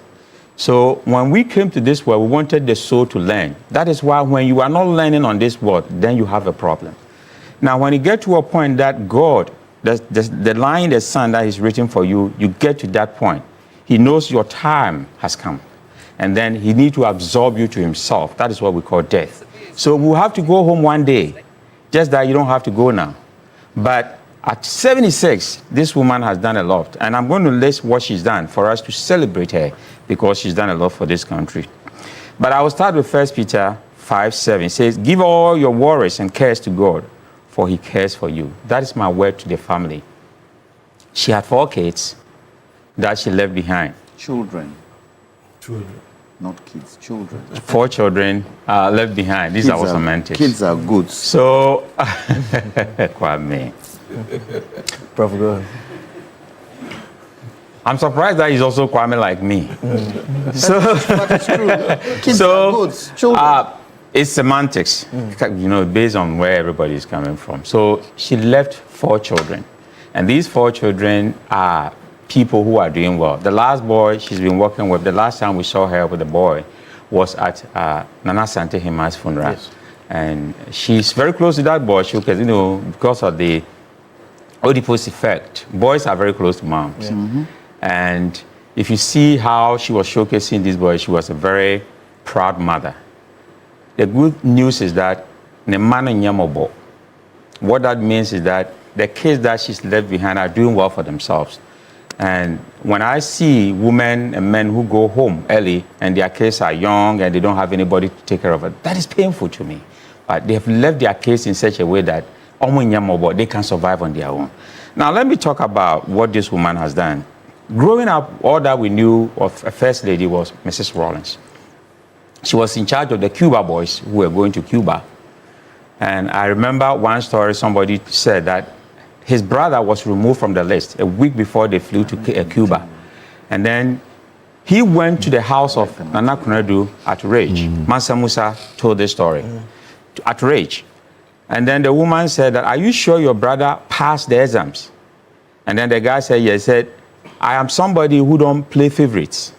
So called one guy and said, bring all the list, the papers of all these kids going to Cuba, what they wrote, the children, if I'm using Kwame's word. So the guy brought all the papers. Then the woman pulled all the papers and brought that boy's paper and said, but you passed all the tests. Okay, now let's bring his physicals, whether he was strong or he failed in the physicals. They checked the guy was a Taekwondo person. Say, oh, okay, so physically he's wrong. Do you have any health problem for your brother. They checked, there was no health problem. So he directed the boy to a man that drive this boy to the camp and make sure that he's on board the next flight to Cuba. And that is exactly what happened. So she was somebody who did not play favorites, but she did a lot of things. Now I'm going to end with her trailblazing thing that she did. 31st December, everybody knows about with their red beret, and that's something that the woman wing of NDC, she did that to support her husband. Talking about a woman who supports her husband in whatever the man does. 31st December movement had over 2 million women as members, and that's a huge base if you're talking about elections. Then she established 870 preschools. So schooling was also one of her priorities. Then she also implemented the adult literacy program. So adult literacy program, she started it. And you know, when Alan came, we had distance learning that before started. But she started the adult literacy program. My mother was part of the beneficiaries that you go to schools, at the schools, churches, and at the mosques, people were going to learn adult literacy. So women who were bean sellers, who were watches sellers, were going to the adult literacy and learning. She brought that idea, which was very good. Then she started a project that generated income for women, Gary and other processing that really helped her. So she cared about women and children because she understood when she was raising her kids and the husband was in jail, she realized how difficult it is to single-handed as a parent raise children. And here my heart does off to all women who are single-handedly raising their kids. God bless you and God strengthen you. Then she played a crucial role in the adoption of the Interstate Succession Law, PNDC Law 111. She knows that kind of tradition. In those days, when you die, your nieces will come and take over your assets, and then they kick the woman away with the children. She said, no way, it's not going to happen. She introduced this PNDC Law 111 so that if the man did not leave any will, and now we are being told that about 90% of Ghanaians die without a will. So it means that the tradition is still there. We don't write wills. People think that if you write a will, it means that you are going to die the next day. But that is not the case. When you prepare your back before you leave and go home, at least you leave peace behind so that your children will not be fighting about some of these things. So when we talk about PNDC Law 111, she was apt to it on that. She lifted the spirit of rural women and empowered them to do a lot of things for themselves. She was also part of the Ghana becoming the first country to ratify the UN Convention on the Rights of the Child in 1991. So she was part of it. Then she was also the first woman to run for president in 2016. We know Kwadonko and the others came in, but she was the first to start that. Then she founded the NDP. Remember, she was also one of the vice president, the vice chair of NDC. Yes. So she's done a lot for herself, and I can say with all confidence that Plato said that if you don't want to be anybody in the world, come, say nothing, do nothing, and die nothing. But she came, said something, did something, and she died something. And our condolences once again to the family of the former First Lady in this moment of grief, this very difficult time. And it's a pain that we share with all of them. It's a national loss at this point in time. And Ebo, I mean, I think what do you say is that one thing that comes to mind when you think of the former First Lady? Let me say this, that every nation, every family, and every husband needs an Enekonedu. I mean, she was such a powerful and impactful human being. And my colleagues have mentioned some of the things she did with her life. And I believe that just as Kwame Nkrumah will eternally be remembered as the best president Ghana has ever had, I think on the same score, Nana Akunyadu Ajima Rawlings will be remembered as the finest and, if you like, the best First Lady Ghana would ever have. I mean, the woman was so impactful that even as you speak, go to our villages and you see her fingerprint and footprints there. That is how impactful she was.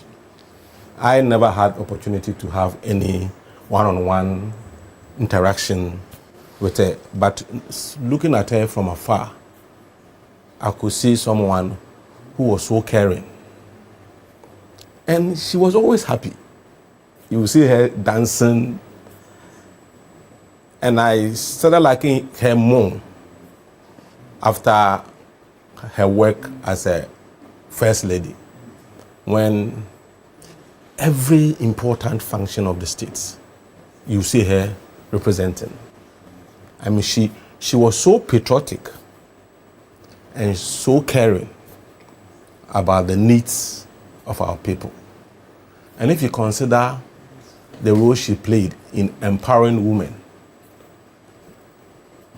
and also exposing them to things they would have never known as women in terms of even their rights and all that, I think I wouldn't have to say much more except to condole with the family, especially the children, because it's not easy to lose a mother. I have lost my mom.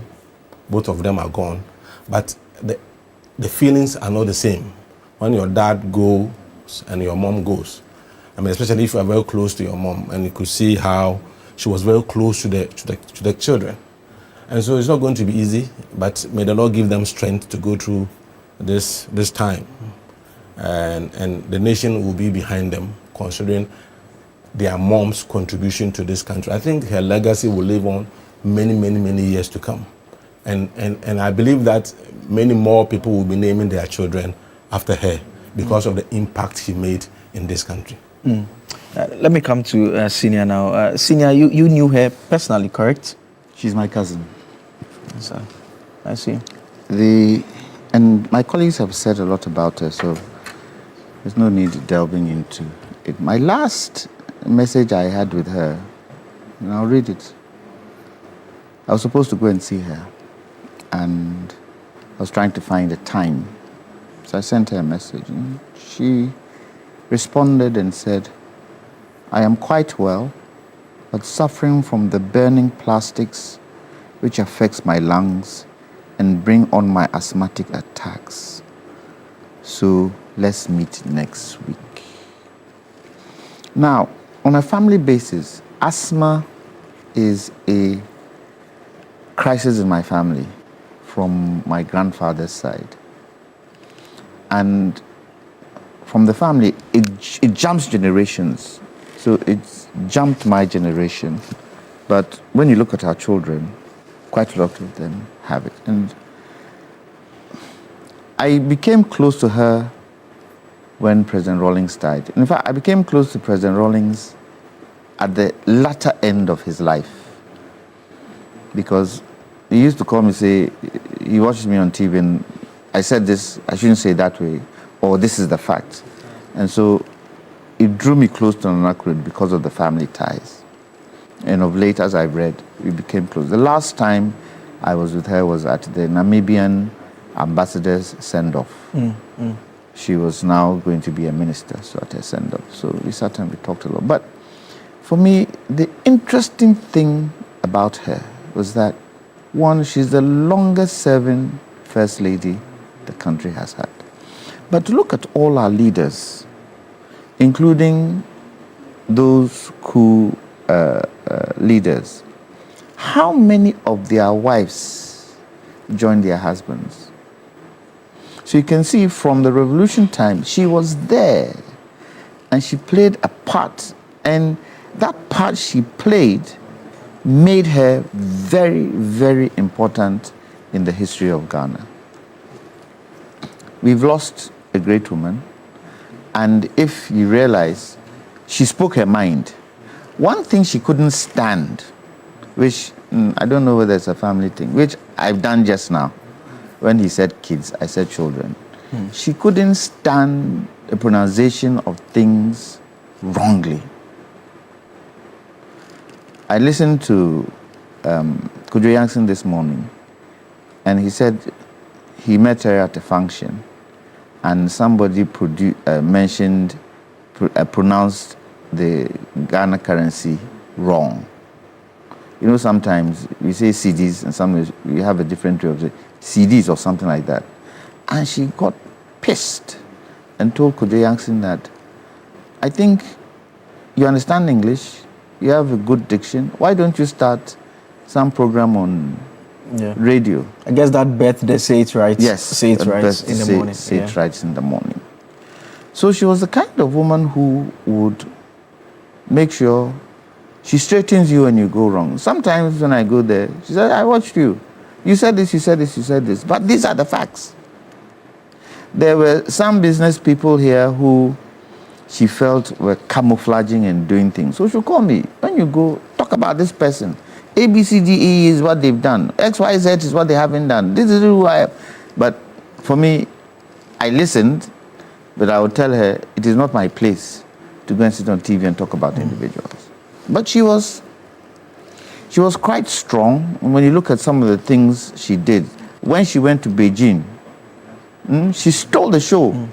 And she didn't go as a first lady, she went as an activist. And I think she helped in bringing this women's activism in place. And a lot of women, I think, have learned from her. I want a situation where we have a lot of women in politics. A lot of women like Nana Rawlings in politics. I remember growing up, her father was strong, and he used to come to the old man since they were colleagues. He used to come to the old man and sit and talk. And, you know, in our days, your father can have a visitor, and you are standing by the door just in case he needs you to go and run an errand. And some of the conversations they were having were heavy. I didn't understand it, but you could see that they were talking heavy, they were talking family business, and they were able to distinguish their traditional setup from their political leanings. And when they spoke, you could see they spoke nation. And I think that's where she also learned that from. Now, Nana Akuredu wasn't perfect. There were things she did that some people didn't like. But generally, on the whole, she has left an imprint on Ghanaian politics. The first lady to stand for the presidency, she's done a lot, and I hope, unfortunately, the only leader in Ghana that wrote 14 books was Kwame Nkrumah. I hope she wrote a book. She did. Okay. Just a few years ago, she had the autobiography. Okay, and you see, the thing with Ghana is that when people write books, we don't hear about it, we don't see it, we don't even use it. As opposed to going abroad, as going abroad, somebody will write a book and you see everybody reading that book. And you even see on TV them discussing it. We don't do so in this country. There's a lot of history in the books our politicians write.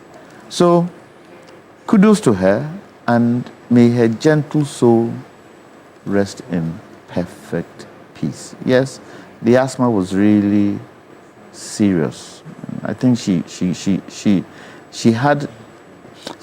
got the brunt of it from family. Hers was quite severe and quite strong, and it really demobilized her, you know, when she got an attack. So we pray that her soul rest in peace. But the good thing is that she is going to meet her beloved President Rawlings. It's a shame that they've died young. They've died young. They haven't died old. And it shows that they brought their children up in a way where they could stand on their own. And I think Senator and the rest would be able to stand on their own, even with the two figures in their family gone. And we wish them all the best, and we're all there to support them. Yes, and for the children, I think they are a product of two strong human beings. And so they need to exhibit that and be strong. But in the words of Gramps Morgan, Jah will wipe away their tears.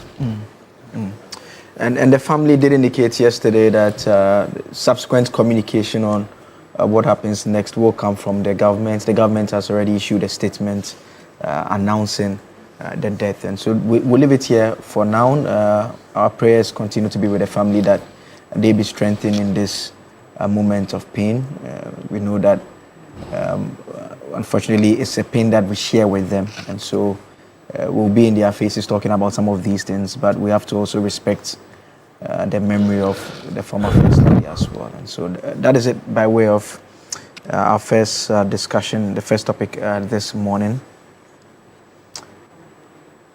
We can now move to the second topic, and let's bridge it by listening to the MPs in Parliament, the MPP MPs who have endorsed Dr. Mahmoud Bawumia. Let's take a listen.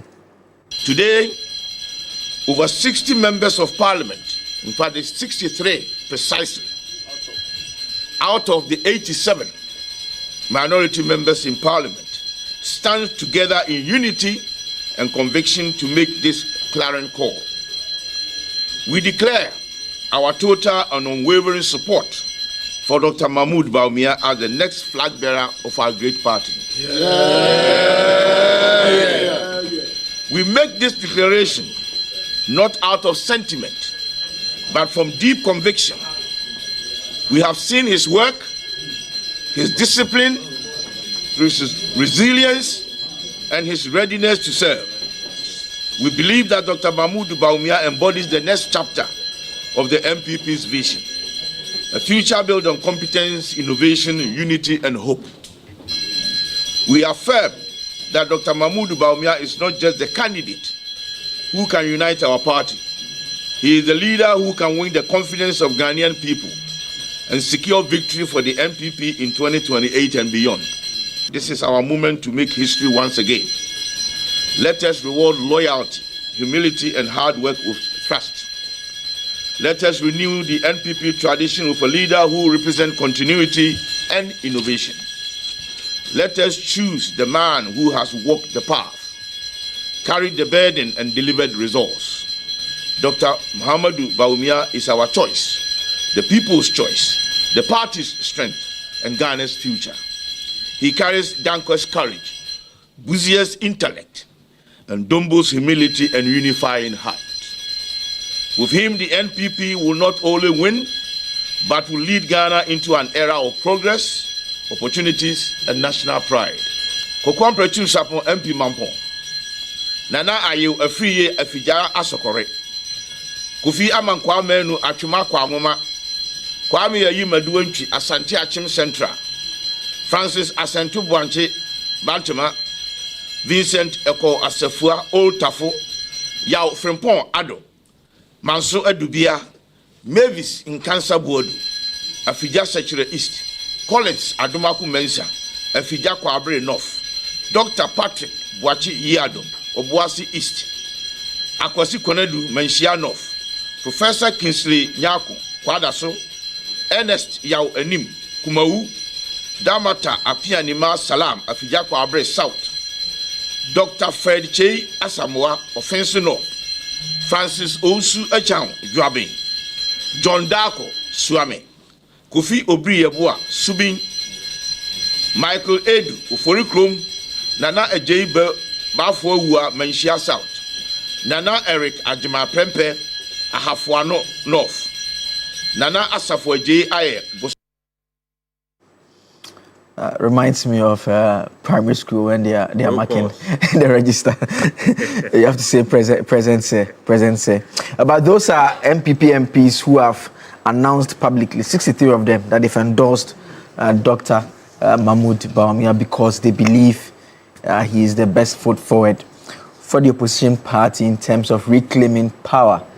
There's a part of the speech where they say he has the talent of Dankwa, the intellect of Buzia, and the humility of Dombo. That's quite a script there. and I'll start with Ebu. Ebu is a former member of the New Patriotic He's dying Party. to comment. Deputy Communications Director of the United Party. And Ebu, very, Dr. Bawumia, he should be happy. 63 out of about 87 MPs who have endorsed him. There are some names who have not endorsed him. I've been going through a list. I've not seen one or two names there. They may have their own reasons, but this is good for him. You agree? Yeah, I mean, it depends. It depends, you know, whether the MPs themselves have good relationship with their party members at the grassroots or even the delegates. Because I can tell you, some of these MPs, if they try primary, they will lose in their own constituency. So they endorsing the candidate just just to show off. I mean, just to play some psychological game on the delegates. But you see, let me say this without apology, that most of the names I heard are from the MPs from Ashanti region. Truth be told, MPs in Ashanti region don't really understand politics. And I say it not because I disrespect them. In Ashanti region, the only competition is primary. Once you win primary, you're an MP. So they don't really understand the nuances of politics. So they think that what they are going to do is all about winning a primary. Because that's what they know. And they think that once you win primary, you are going to win the next election. Because that is what they are used to. So I'm not surprised most of the names mentioned are people from Ashanti region. But you see, the MPP has chosen the path of self-destruction. And from the way things are going, it looks as if no one can stop them. And nothing can stop them. In fact, the point you make, there are 29 of them actually from Ashanti, 29 from Ashanti region. The next highest number is Eastern. The same characteristics. Yeah, but Western just 2 from the Central 2 as well. But to be fair, they don't have a lot of MPs in parliament. So the point I'm making is that they have chosen this path of self-destruction. Why is it a path of self-destruction? I mean, a party in crisis. Look what is happening in your country. Your main opponent is doing fairly well with the economy. And it's also exposing some shocking corruption cases from your administration. In fact, the party that is set to replace you is in full swing, the UP. And you think all that you can do is to be doing some of these things. If you're an MP and you're supporting a candidate, well, why don't you do it quietly? It questions whether MPP has leadership. I don't think any reasonable political party will sit down for such things to happen in the party. So if you come out openly to support a candidate and a candidate loses and another candidate wins, how are you going to cooperate with the person? I mean, this is simple politics. You don't have to study political science to understand this. That as we speak, the leaders of MPP are those in parliament, because they represent the voice of the party in the country at the moment. And so if you find yourself in this position, I think the most sensible thing you do is to play a neutral role. Even if you support someone, openly you play a neutral role to ensure that you're going to have some unity in the party. Because, I mean, listen to those who really care about the party, and they tell you the party is in crisis. And yesterday I was talking to one MP whose name is not there. He was shocked that they did that. And that is not the way to build their party. Are you getting the point I'm making? So, probably, I mean, if you look at all the damages they have done to this country in terms of economic mismanagement, in terms of galamsey, in terms of corruption, probably it is only right that they are now tearing apart their own political party. Probably the ghost of those who suffered or who died because of the DEP are haunting them, and that is why they can't do things right. Well, we are watching, and you said something. You said something. He said Alhaji Bawumia has what? Something of Dombo. Yeah, I mean, not me. That's what the person who gave the speech. He says he has the talent of Dankwa, the intellect of Buzia, and the humility of Dombo. So now they are saying that their party is 3-in-1. It's 3-gate party. And so the Gans have no future in MPP in terms of ascending to the top position of becoming a leader of the party and possibly president. If and where you have no place in MPP, it's only 3 gates. And you see, I don't know the motive of these MPs. I don't know what is informing this decision.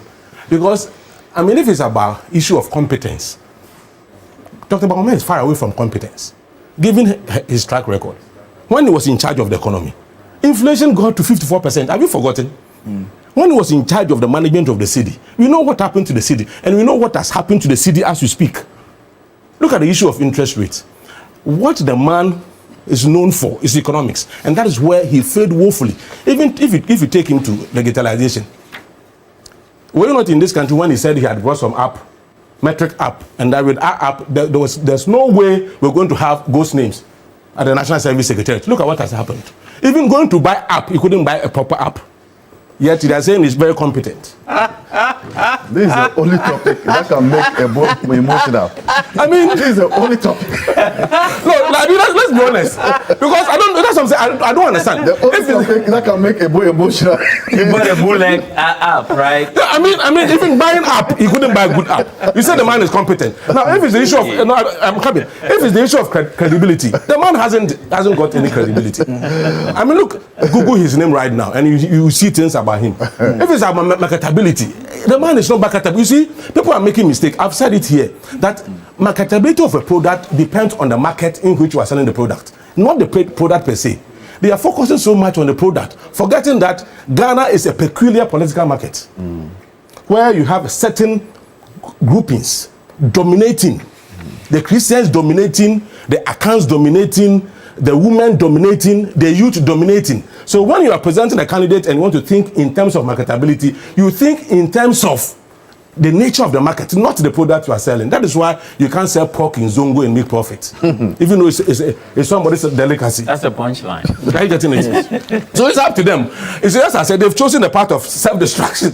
From the way things are going, it looks as if nothing will stop them. But it's not fair to other opponents like Ken and Brian and others. I mean, you don't do this as a political party. Okay. Meanwhile, to the national council chairman, Hakman Usajiman, is sitting there quietly.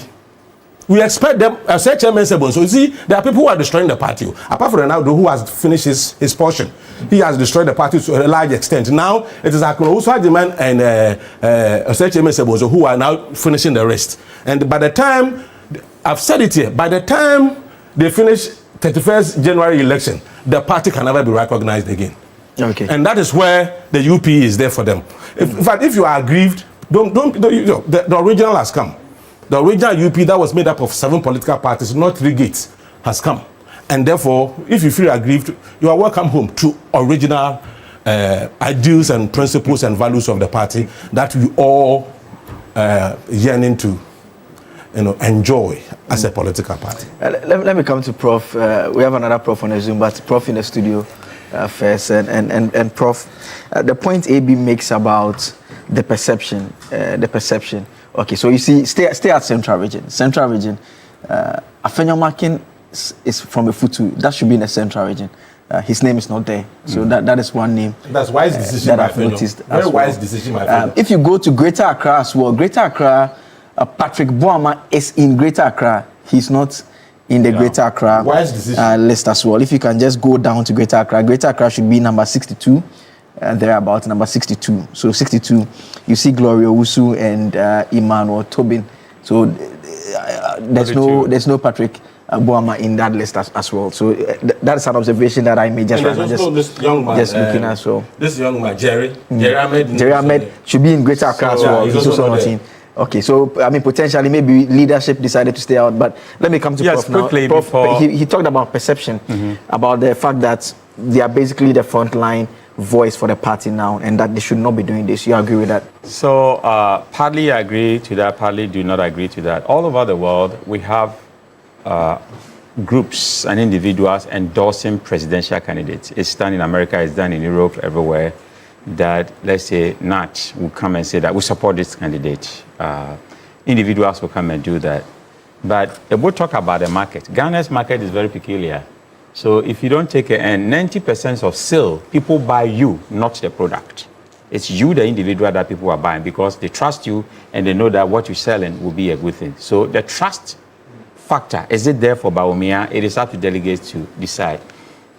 But the danger in doing this is that even smart delegates will tell you that when you are running for office, and all these MPs know, that smart delegates, which is at the constituency, at the branch and the ward, they will call you, an individual contesting for the MP, and say that, come and meet us. But we don't want anybody to know that we are endorsing you. Why? Because if it doesn't go right for us, then the next candidate who won will not treat us well. So that is a smart thing in politics that people do in Ghana. You don't have to openly make a public announcement that I'm endorsing this candidate, because if Bawumia doesn't win, then what do you expect Ken and Brian's people and Dr. Duchum and Kwabena Japon's people to do with you? So it's a wrongly calculated move. If you want to vote for somebody, campaign for the person. And I also want to sit here and say that it's not all the 63 that are saying that they're endorsing him. The last day to the election, even the day of the election, some people can change their mind. That is how Ghanaian voters work. So out of 87, 63 are publicly endorsing Bawumia. 24 decided to abstain from it. There's a reason why.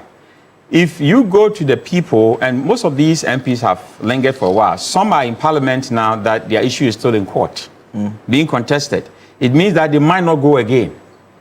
So a lot of the dynamics will change at the last minute. But I'm going to end this way. If you go to the MPP Delegates Conference held in July 2025, remember there were 5,500 people there. So assuming that 5,500 people were going to vote, and then just 63 of them has endorsed Bawumia, it means we have a lot of the people. If these people are not popular at their base and they cause anger to the other delegates in their constituencies who are also equally having one thumb, because voting is just anybody with a thumb, and the name is on the voter register as a delegate is qualified to vote. If those individuals get angry, that what is in it? That these MPs are always, this is the third time that they've endorsed Bawumia. So what is it? And Brian this morning, I heard him saying that he knows that from now that they have endorsed him 3 times, very soon they will start every week to endorse Bawumia, and he's not fazed by that. Then I listened to Kwaku Kwarteng, who speaks for Kennedy Japan, saying that this is an AstroTurf endorsement and it's a cosmetic endorsement. So looking at all these that is going on, it means that there's a little bit of confusion in the NPP camp now, because they cannot do a decent campaign. You don't have to make public announcement about this because you all belong to one family.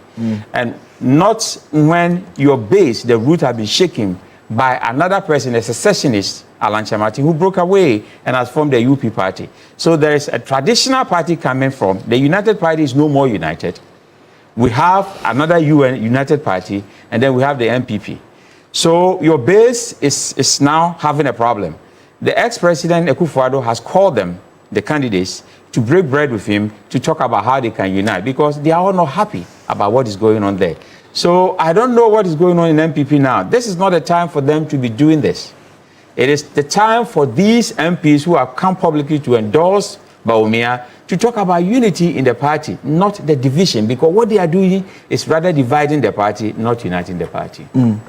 Let me come to senior now. And I mean, if you look at the list, the breakdown, like I said, it's the stronghold of the MPP is where most of the numbers are coming from. I mean, another way of interpreting data, this data will be to say that it shows clearly that he wields or he enjoys a significant support from the members of parliament. Most of them are endorsing him. It's only fair that the party proceeds and gives him the mandate. Would that be a fair conclusion?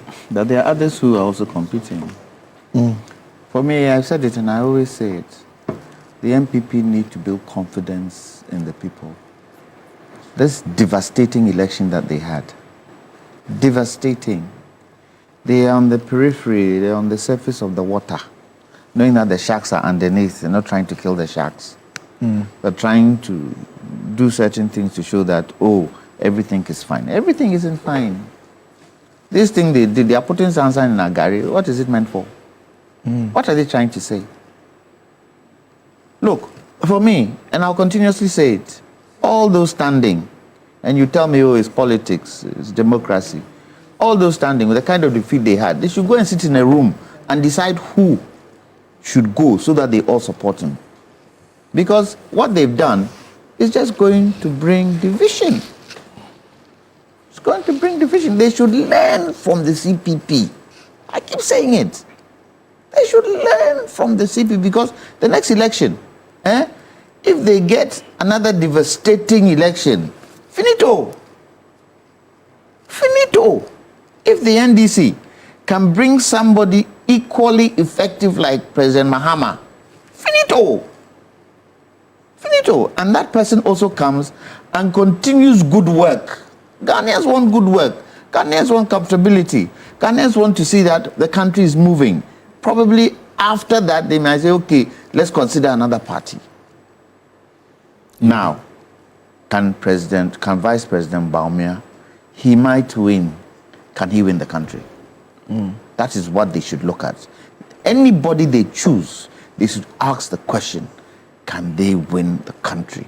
Because you see, in Ghanaian politics, one of the major challenges in Ghanaian politics is finance. Having the money to actually go out there and make your impact felt. MPP today, do they have it? Okay, let's even say it's business people who will support them. Today, how many business people, if the election were held today, how many business people will put their money in the MPP? Remember, a lot of the business people went through DDEP. Business people who were doyens of business died because of some of the things the MPP did. And so for me, they should be able to build their party from grassroots and stop what they are doing. Today, how many leaders of the MPP are there? Parliament. How many of them are in Parliament? The NDC has just increased their supermajority in Parliament. How many of the MPP members are in Parliament? Very few. And that few should be able to build the party from that small nucleus, not divide the party. Because you see, somebody like Ken, he has a loud mouth and he can talk well and he can convince delegates. He can convince delegates more than Vice President Bawumia. Rene Champon, he might have the wherewithal in terms of money to do what he wants to do. What does Vice President Bawumia have? The fact that he was Vice President? And who was he Vice President with? President Akufo-Addo. How do the people see President Akufo-Addo's tenure? Do they see it as good? So you can see there are quite a lot of negatives where Vice President Bawumia is concerned. Is he able to turn around? The other day I heard a speech from him talking about who make Ghana good again and it will be like a bruchery. That old rhetoric. That old rhetoric does not work in Ghanaian politics today. And as you rightly said, and Prof rightly said, and Ebu rightly said, Ghanaian politics is different from the world politics. Very different. It can hinge on a very small thing. Everybody will sway. So this thing that they are doing in dividing themselves, and maybe the parliamentarians, they are comfortable. So they want to stick together. They should actually seep into the regions and bring people together. If I were them, I would not let anybody know who I support. I would not. It doesn't help. Because right now, Brian's camp, Ken's camp, Kwame Japon's camp, say, So, if it so happens that either win apart from Vice President Bawumia, what happens? What happens? And let's say Vice President Bawumia, former Vice President Bawumia wins. Are they likely to get the others coming to support?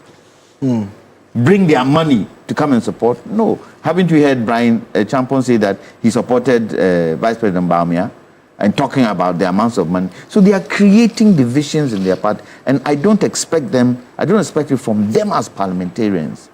They should be gorging the people to come together, build a party, come together, build. That's why I say they should go and sit at the footstool of President Kufuor. Let him advise them. Let him give them small wisdom. Because it doesn't look as if some of the things they are doing, there's wisdom attached to it. I hope that Vice President Baumia would not also shine in it and feel, oh, I've got supporters, and rather pull the reins and say, guys, yes, I'm happy that you support me. However, let's think party first and how we build our party. Okay. Because if you feel that they are supporting you, so you are gung-ho, down the line, some pepper will go into your eye that you can't even wash out. Kenyan pepper. Oh, okay. And Ebi, should we read a lot of meaning into the names, the missing names? I mean, Greater Accra, there's no Jerry Ahmed, there's no Patrick Boama. And Patrick Boama is one of those MPs in the MPP group that enjoys a certain level of respect across the political divide. He's not in there. I've not seen Osahi Alexander Fenyamakin in the list as well. Maybe the excuse can be that he's a leader because the deputy minority leader is also not in the list, Patricia Apieje as well. But I mean, at least let's stay on Patrick Boama, for instance, staying away. I mean, is that to say that those people do not support or they don't want their support to be known as an alternative? As an NDC person, I'm disappointed they are not part of it. I wish they were part of it to muddy the waters further. I am disappointed that to whose advantage? I'm disappointed that they didn't advantage. To the CPP's advantage. You see, the 63 MPs, what they have done, it's like taking a knife and stabbing the heart of the MPP, what they have done. It is unwise to do what they did. What they did is further dividing the party. You see, I am excited that this is happening to them, and the 63 don't know what is going to befall them all. It's like tsunami that will hit them. Look at the way this country is being managed. Look at the air of freedom. Immediately you land at Kotoka International Airport, you are a foreigner, you can feel the air of freedom that is blowing. As opposed to the tense nature, there were times in this country when people were calling the military to take over. Call the military fools. You remember? That was where we got to. That was the brink, before you tumble. That's where we got to.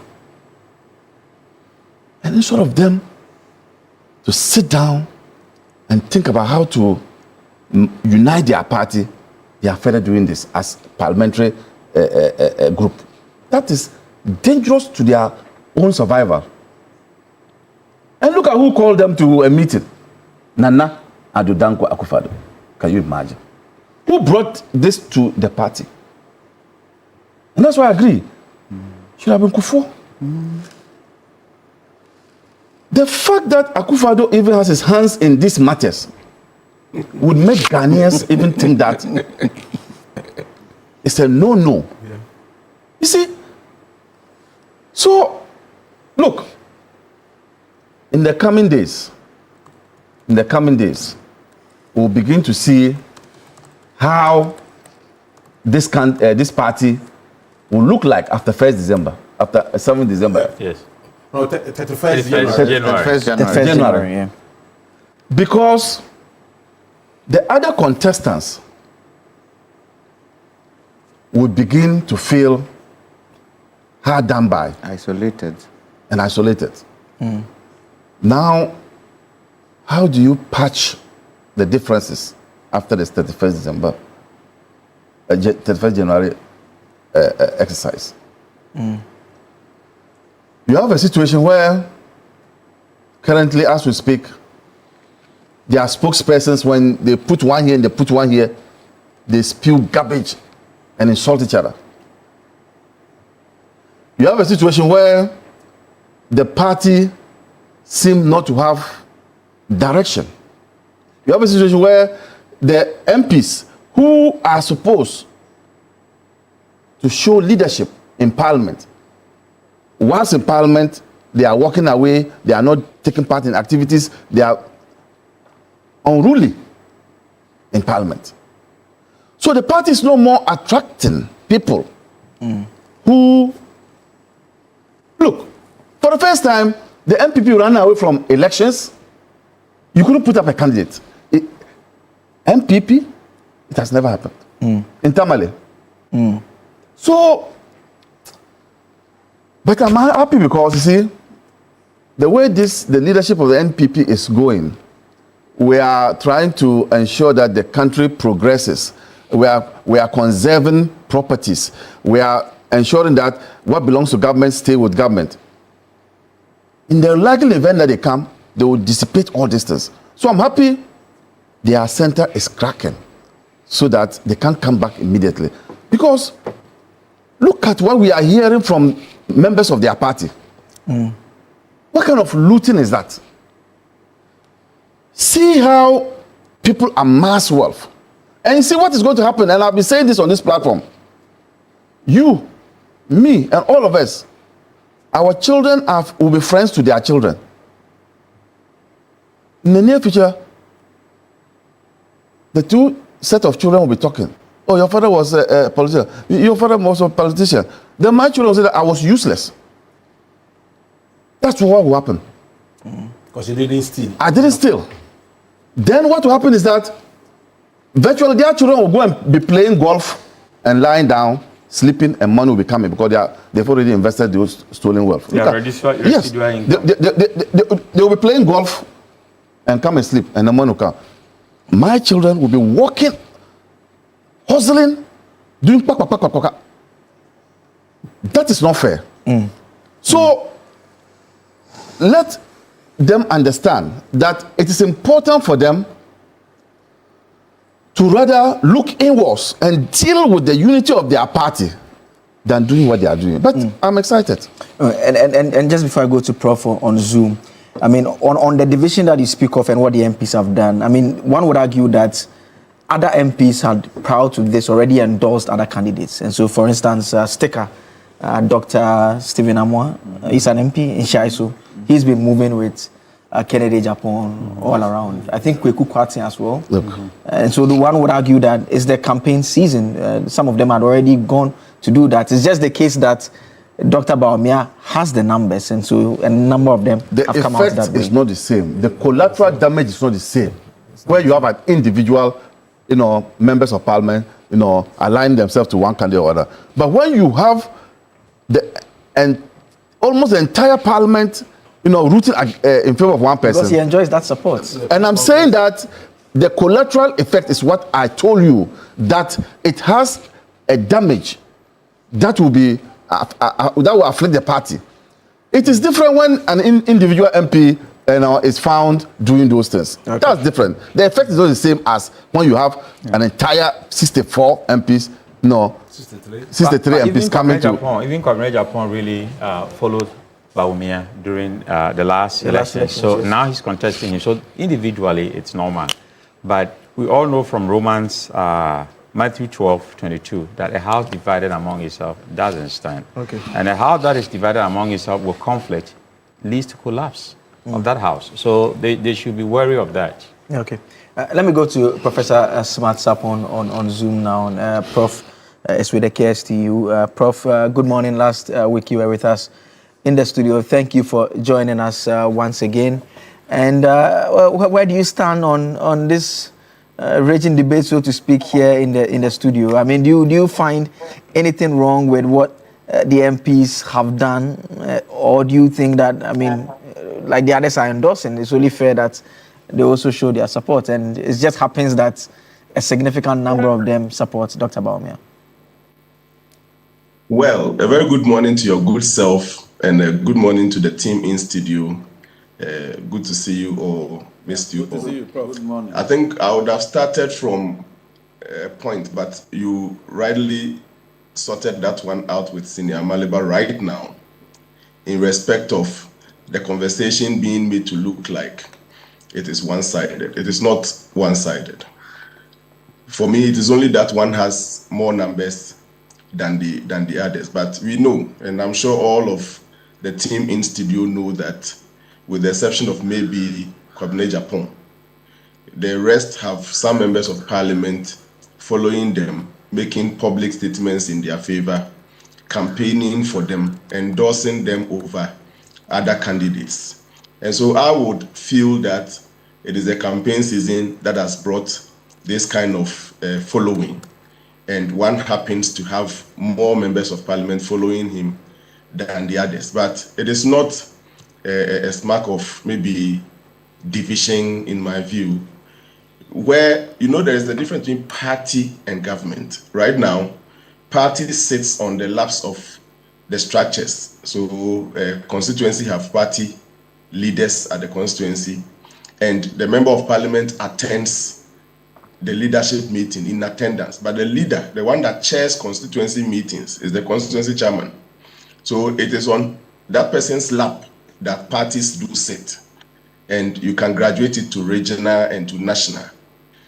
In parliament, like you rightly noticed, Afenyomakin feels he is a leader, and his the deputy, the lady, they feel Jerry Ahmed is also a leader, kind of. So at the leadership level, I'm sure it is wise for leaders to decide to be neutral or try not to go behind anybody, because the back will fall on them as leaders.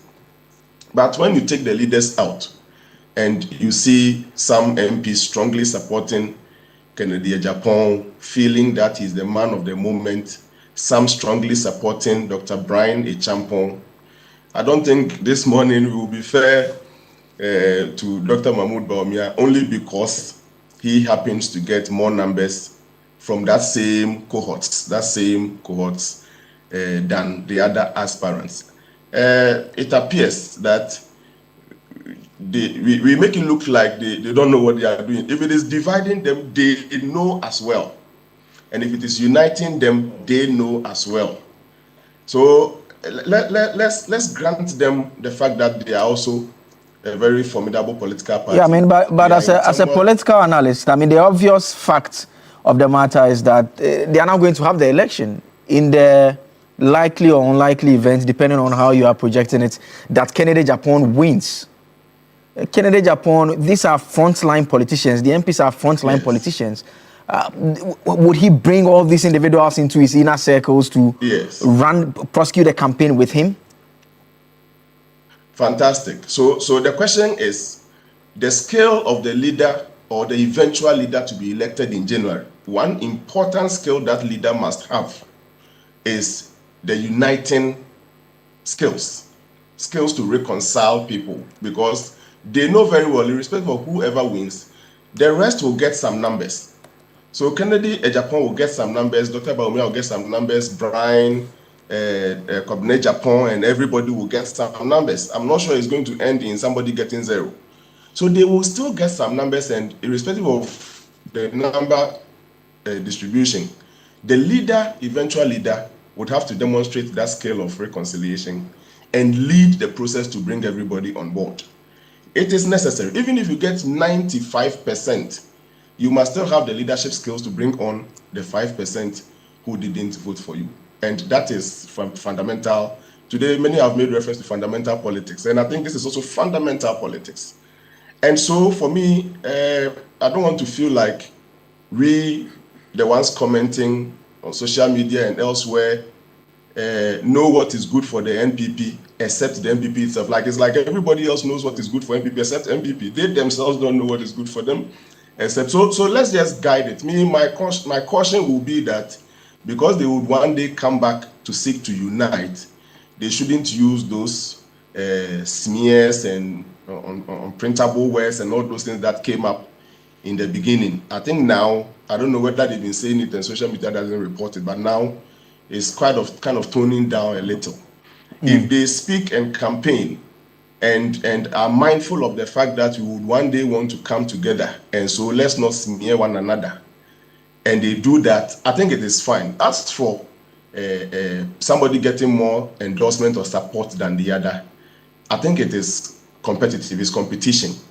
And so we may want to perhaps be a little gentle with them, but speak against, like the regional chairman in Bono and Ashanti, those people on whose lap the party sits, those ones, I think it is a red flag, and they have to stop. Already, they've led themselves through that already. But if there's an opportunity to reverse that, that is where I think the conversation should center on. As for after 31st January, United Party going to take over all the supporters of NPP, that is quite risky.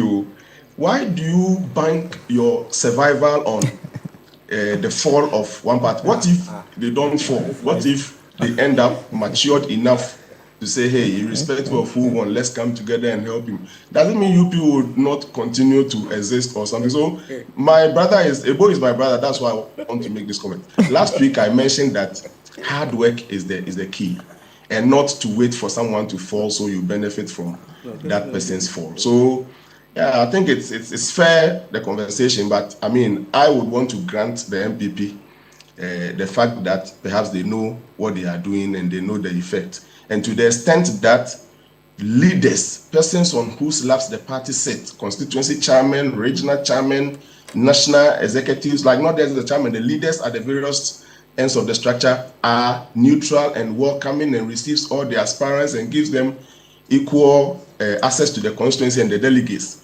For me, that is the state in which the party is, competition stage. They should just have to. Yeah, I mean, but those positions you mentioned, some of them are not being neutral. That's what I said. That's why one would argue that the party, I mean, I've heard some who have said it's in disarray. I mean, you have some of these leaders, regional chairmen, who are supposed to be neutral, endorsing publicly. And that is what is playing out in Parliament as well. You have significant number of MPs also doing same. Basically, everyone deciding that there's a competition to win, so we are all going out to compete. But even though the leader must fix the crack, it becomes tougher. Is it not much easier that those who are supposed to be responsible, the loud voices, reasonable voices, rather just keep their hands off and make it an easier process for the party? Yeah, so we have all agreed on this platform that as for leaders, it's unfortunate that as we speak, some leaders are already out there. And you can talk about the Ashanti Regional Chairman, the Bono Regional Chairman. Those are the two that dominate the conversation. It's unfortunate. I don't know how they are going to repair that. But you see, actions must be accounted for going into the future. So amongst the MPP delegates, I'm sure after this presidential race, there would be the constituency and the regional race and all those things. They would get an opportunity to clean the system and I mean substitutions where necessary and all those things, so that you get accounted, you get the opportunity to account for your actions and inactions. So that is how parties. You remember the Preventive Detention Act, the case that went into the Supreme Court around that time. The judges were clear that yes, as at that point, it was an act of law that was being perpetrated, and that citizens will have the opportunity to amend the law at the polls. So it's like, yes, if it is something that you have no control over now, when it gets to the opportunity to vote, you take advantage of that. If you don't like Nkrumah and its implementation of preventive detention as the opportunity now, because as at that time it was an act, a properly enacted act. But when you get to the polls and you don't like it, you can do the change and all those things. So as for that part, we have all condemned it. But what the conversation we're having this morning is in respect of the members of parliament. And I'm saying that it is distributed across all the aspirants, perhaps with the exception of Kwabena Japan. Only that some aspirants have more than others. And that doesn't form basis for the level of conversation we are having, especially making it look like everybody else knows what is good for MPP except the MPP people. Let's leave them to do it and then hope that they can come out victorious. Or maybe degenerate their party or something. Then we can discuss the outcome. I guess every Ghanaian will be voting as well in the general elections because you keep referencing that everyone seems to know what is good for the MPP. Let's do. You also know that the one who is constructing the road doesn't know that it's crooked.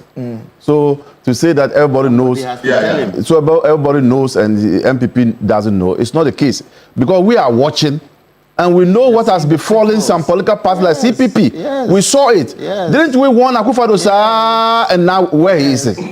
So please. Yeah. So because boy, I don't come to have this debate again. The two of you had this debate last week. So no. Prof mentioned me. Yes, no, but you had that debate here last week. He mentioned to advise me, and so last week you said the same thing again. You said the same thing. No, I want to say something. Okay, you go ahead. Prof, I know you don't have a problem with what is happening in NPP because this one favors your candidate. I know that. But you see, but the point is that not every wound heals. There are some wounds that don't heal. And so when you are organizing yourself as a political party, you need to be careful. Because if you're at the regional level, some of the regional executives are tearing the party apart. And also at the constituency level, they are tearing the party apart. Then it behoves the MPs, who are now more or less the mouthpiece of the party in the country, to be very circumspect in the way they act. Because what your actions should unite the party. You see, organizing a press conference to make this known is different from an individual following someone. Okay. Because the impacts are not the same in terms of whether it's going to unite your party or divide your party. So, Prof, I know you won't have problem with that because of what I know. I think that... Blay, let me react to that if you have... Just a minute. Yeah. So last week, my brother, Professor Pukwentri, made a comment to the effect that I am NPP. Today, Ebo Duncan is... my brother Ebo is making it look like I have a candidate and all those things. You see, if you have your views, don't impose it on me. If you feel I am Baumia delegate or whatever, you don't have to impose it on me because you will not know me better than I know myself. Wait for me to proclaim that I am this, I am that. Don't impose it on me. I just let it go because sometimes I grant people. Prof, we are in a marketplace of politics. About me, Prof, we are in a marketplace of politics. That's fine. No, but you've had your time already. Yeah, Prof. You want to say something? What I was saying is that sometimes even in leadership, everybody knows a good leader except the leader, him or herself. Because it's sometimes lonely at the top. And in most leadership cases, what comes to you, according to John Maxwell, is filtered. So you become lonely. But you talk about a skill that is important, the uniting skill.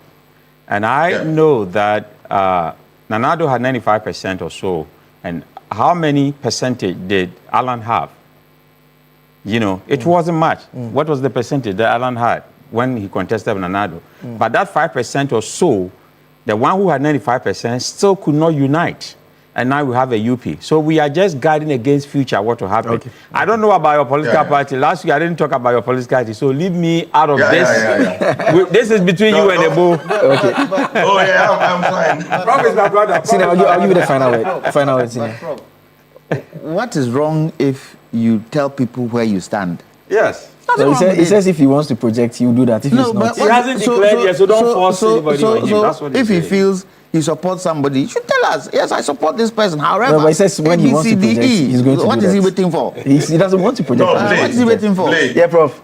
No, Blay. Yes, Prof. Blay, sorry about the interjection. Oh, no, it's fine. Don't worry. One must not have a view on a matter only because he is under an umbrella or is beside an elephant.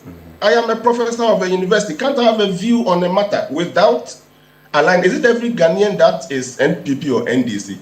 And must views be necessarily coming from the umbrella or the elephant? All right. So let's not force ourselves into a certain box because every view must belong to an elephant or an umbrella. I don't really like that. So I'm free. I take comments, but that's fine. When it is not on the table, let's not discuss it. Thank you. Thank you very much, Prof. It's elephant, umbrella, or butterfly? Butterfly. Yeah, butterfly. Prof, you left out. You left out butterfly. Let's do some messages now. This one from Stephen Pen from WA. You say that the MPs, they are just 87, and that the numbers, those who are going to vote, are more. And so you don't think it's an issue at all. Prince Nanayok, you say that the party is being divided outside Parliament, and now they have divided it in Parliament there. That's also the message that you also brought. Musa Batwa in Asawasi, you say that my deepest condolences to the Rawlings family on the passing of former First Lady Nana Konadu Agyemang Rawlings. She was a trailblazer who dedicated her life to promoting women's empowerment and active participation in politics. There's a statement that has just come out from the presidency. I'll just take you through that quickly as we wrap up here. Announcement of 3 days of national mourning is signed by Felix Kwachiofosu, MP, spokesperson to the president and Minister for Government Communications. And the statement indicates that Following the passing of Her Excellency Nana Konadu Rawlings, former First Lady of the Republic of Ghana, President John Dramani Mahama has, on behalf of the government, declared 3 days of national mourning from today, to Friday 24th October to Sunday 26th October 2025. During this period, all national flags shall fly at half-mast at all public buildings, diplomatic missions, and government installations throughout the country and abroad. This is in honor of a memory and in recognition of a distinguished service to our nation. Mrs. Agyemang Rawlings has served Ghana with dedication and commitment, particularly in women's empowerment, child welfare, and social development. The government extends its deepest condolences to the family, her children, and all who mourn this irreplaceable loss. May her soul rest in peace. And that is the statement that is on the screen now, signed by the Minister for Government Communications. And that ends our discussion segment this morning. My guests have been Abraham Amaliba, legal practitioner, Director General, National Road Safety Authority. Kwame Jantua is also a legal practitioner, member of the Convention People's Party. Ebo Bachman is Deputy Communications Director for the United Party, the UP. Special greetings to the people of Cape Coast. But who's your boss? Of Cape Coast. Solomon. Yes, Solomon Owusu.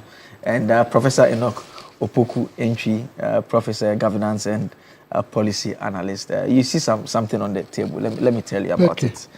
It's PEC. It's choco-filled cookies. You can up your day the Milky Way with a rich, smooth taste of PEC milk shortcake.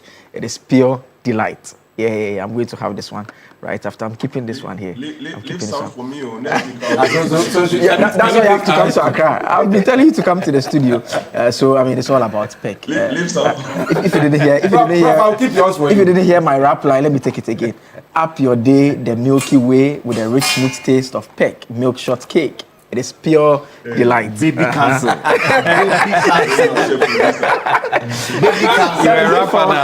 This segment, we take a quick break. We'll be right back with sports and more right here on Newday. Stay tuned in.